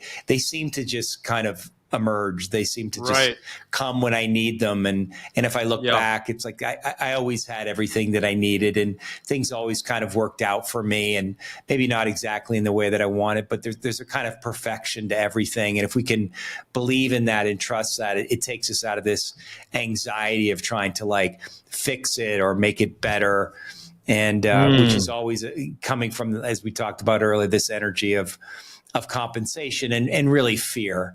And at the root of it, and again, through all the different ceremonial and shamanistic work that I've done, I've worked with a lot of different shamans and medicine men in that realm, and really, because they don't have a psychological bent, all they're trying to help you do is confront your fear, and you realize like, oh, fear is really the only thing. Like underneath all of my issues are really about fear. And when I'm able to like relinquish my fear, then I'm able to come into contact with the divine, and then I'm able to come into contact with the flow and this intelligence of consciousness that's just everywhere. And when I'm connected to that, there's absolutely nothing to worry about. Yeah. That's really well said, and that what you said though, that can be hard. The part you said about learning to accept and trust when when you've been through some shit and life sucked, that prescription is not. It's really hard. Just accepting and trusting, and so then you put in a lot of effort, and it's just so individualized, and you do need effort, and effort's good, and I'll just say for myself here again, being vulnerable, like I'm proud of the work that I'm putting in to improve myself. I'm really proud, and I'm learning to be more proud, and I'm striving to be more proud. Ironically, I'm proud, but I want to be more proud, which is funny. But yeah, it's a balance. Being accepting where you are, but also putting in effort to improve. It's kind of need both, I guess. Yeah. You got it. Just keep going and get, the other thing is I always say, it's really important to give ourselves a lot of grace through it, and compassion for ourselves, and forgiveness, like to really forgive, and because God forgives us, and so unconditionally, and so it's important that we again hold ourselves accountable, but certainly be willing to forgive ourselves and give ourselves grace over and over and over and over again. And that's where the peace lies, and that's where the clarity lies, and we're much less likely to continue to act out in destructive ways when we're willing to forgive ourselves for our sins. Yeah, and I think one kind of message, from this podcast to start wrapping it up here, like we talked a lot about agency and free will, and I'm thinking a lot about those things, and putting aside the scientific, philosophical, moral discussions on all that, just in terms of raw experience, which you and I both have had, you probably have had more than I have, of just moving from a worse place to a better place. When you see that happen, and you feel more agency, and you feel more freedom, as soon as you see that, it's a very different picture. And I'm saying this for a couple of reasons. I'm articulating this to people. I know people have reached out in the past, people sometimes in my audience or friends, family members, whatever, who are feeling hopeless. And the related to that, I'm saying this also for myself, because I was in a hopeless state a few years ago, very hopeless after high school, and I'm sure you've experienced that too, right? When you feel life sucks and things are not getting better, they haven't gotten better in a while, and you're just stuck in this loop of hopelessness, and hopelessness breeds a lack of free will, a lack of agency, right? Things just suck, and they're going to continue sucking for whatever reason. And maybe it's addiction, maybe it's depression, maybe it's anxiety, maybe it's bad relationships, or all of the above. And I said this earlier, the quote of how I think it's Mark Manson, of no matter where you are in life, sometimes internally you're 4 years behind. Sure. And I think for myself, being honest too, like that's maybe part of what I'm doing here too, is like I think I'm seeing progress, and I am seeing progress in my life. And I was telling my friend that yesterday. I'm like, man, when we were out of high school a few years ago, you and I both were in dark places, and we both had our issues, and things are not perfect now, and we got our shit, but things are fucking getting better for us. And I'm like, fuck yeah, man. Like things are getting better for us in different ways, in different places, in different manifestations. Things are getting better for us. And that, when you come from a place of hopelessness and when things suck, when you start getting to that place of things getting better, having gratitude practice, right? Of acknowledging things are getting better, because sometimes you don't know if things are getting better, because it's human nature is such that we focus on the bad, not the good. Gratitude is not intuitive on some level. It's a practice. It's something you got to work on. You always want to focus on what you don't have. And so for people listening, and for myself, and for whoever in the universe, it's like things can get better. But for people who have been stuck for a while and who haven't done any of the things that we've done, that can be a really hard message. That can feel impossible. It could feel like what we're saying is a boatload of shit. But when you get on the path and you start experiencing some of these things, it's pretty incredible when you start seeing more freedom, slowly edging away. You start seeing more freedom and progress, and that's a beautiful thing. And people can get there. People are stuck. People are suffering. I know a lot of people struggling in life, but change is possible, and there's different ways of doing it. And I encourage people to take those steps. Well said, man. I appreciate the work you're doing, and I know how hard it is at times, and how much courage it takes to do it. And it's good that you have an audience, and you're sharing all this with them, because I'm sure it's going to inspire and comfort a lot of people, because there are a lot of people out there struggling, and they don't know where to go, or the help they need. So it's you're a role model for people, and good on you, man. You too. And I'll just quickly share my very first MDMA trip, December of 2021. I wrote about it. It's on I'll share it with you privately. It's on my original Substack, and I think I sent it to Rogan or something, and I said I just sent it to him, and then he retweeted the piece, and it, got blasted out to a lot of people. And then this one guy, he's a hedge fund guy, New York, 54, 55, never been married, has been wanting to get married for a long time. He reached out in the comments. He's like, "Where can I do this?" And then I directed him to the great clinic in Vancouver where I did it. This is 3-4 years ago now, and he's come to Vancouver.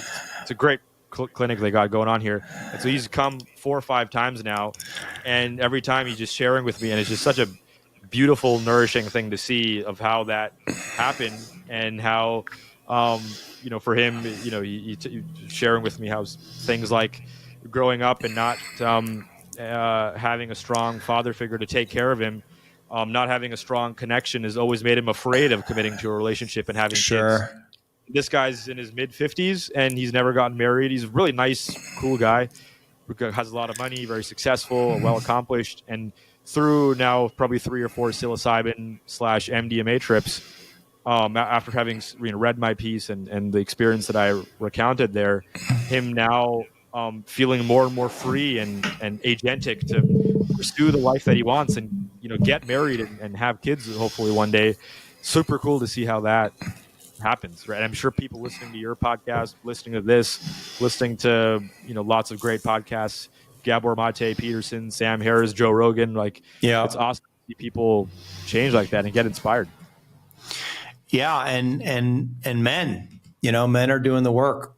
I see a lot of men showing up and going to these deep places. I think there's this image idea out there that men aren't doing the work. I don't see that. I think men are working really hard to improve themselves, and maybe they don't want to go to therapy. There's the Matt Walsh types who, and that's fine. You don't have to go to therapy, but Matt Walsh seems very upset all the time, and very sort of, maybe not upset, but very straight. I don't see a lot of joy in Matt Walsh. I don't see a lot of cheerful.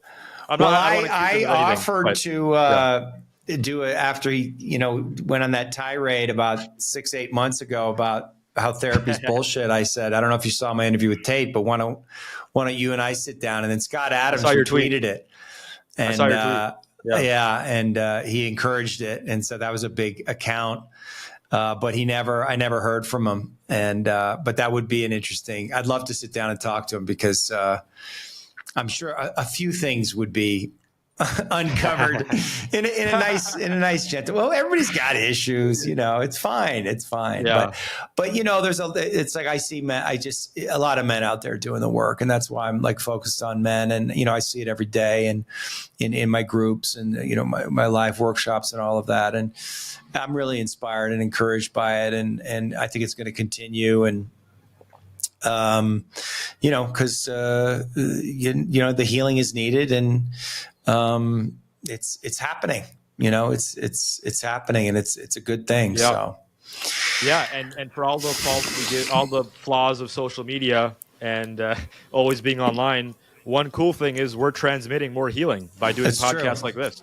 It's absolutely true. And with ChatGPT, which I was telling you the other day, is an incredibly ChatGPT in terms of level of insight is as good as any therapist I've talked to. It's not the same as talking to you, but it's but it's really good at reflecting back. And really good. Asking you so fun, like crazy good. And so more and more stuff like that, and the psychedelic revolution, more people knowing about that stuff, which is a part of my journey.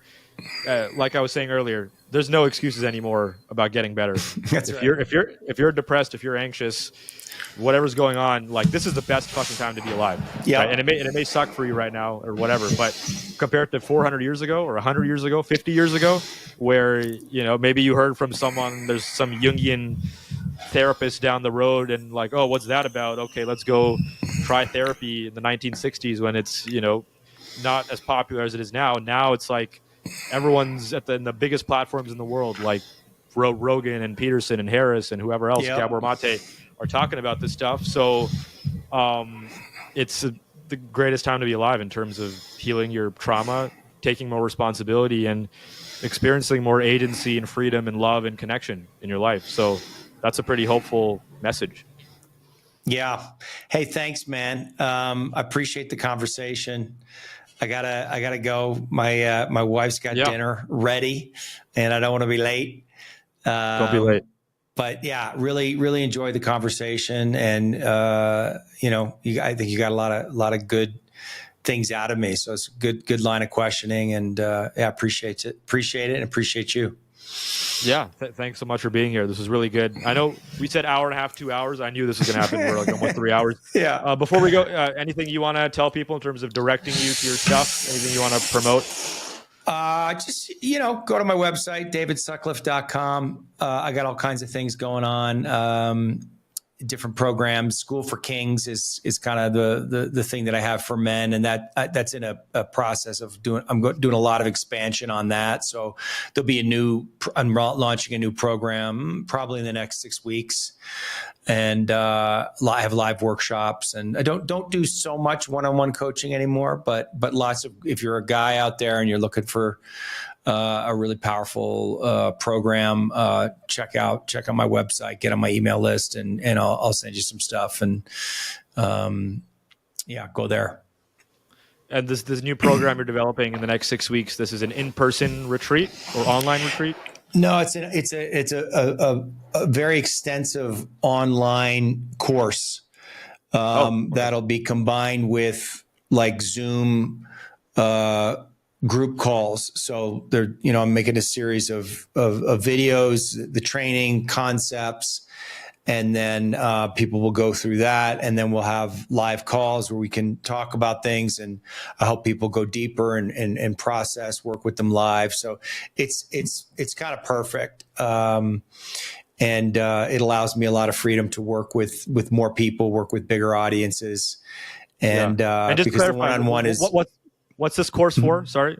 So this is a course for men's healing. It's for men. Yeah, it's for men. It's like it's kind of centered around overcoming the nice guy. It's kind of reclaiming your masculinity, particularly in relationship, which a lot of guys are struggling with.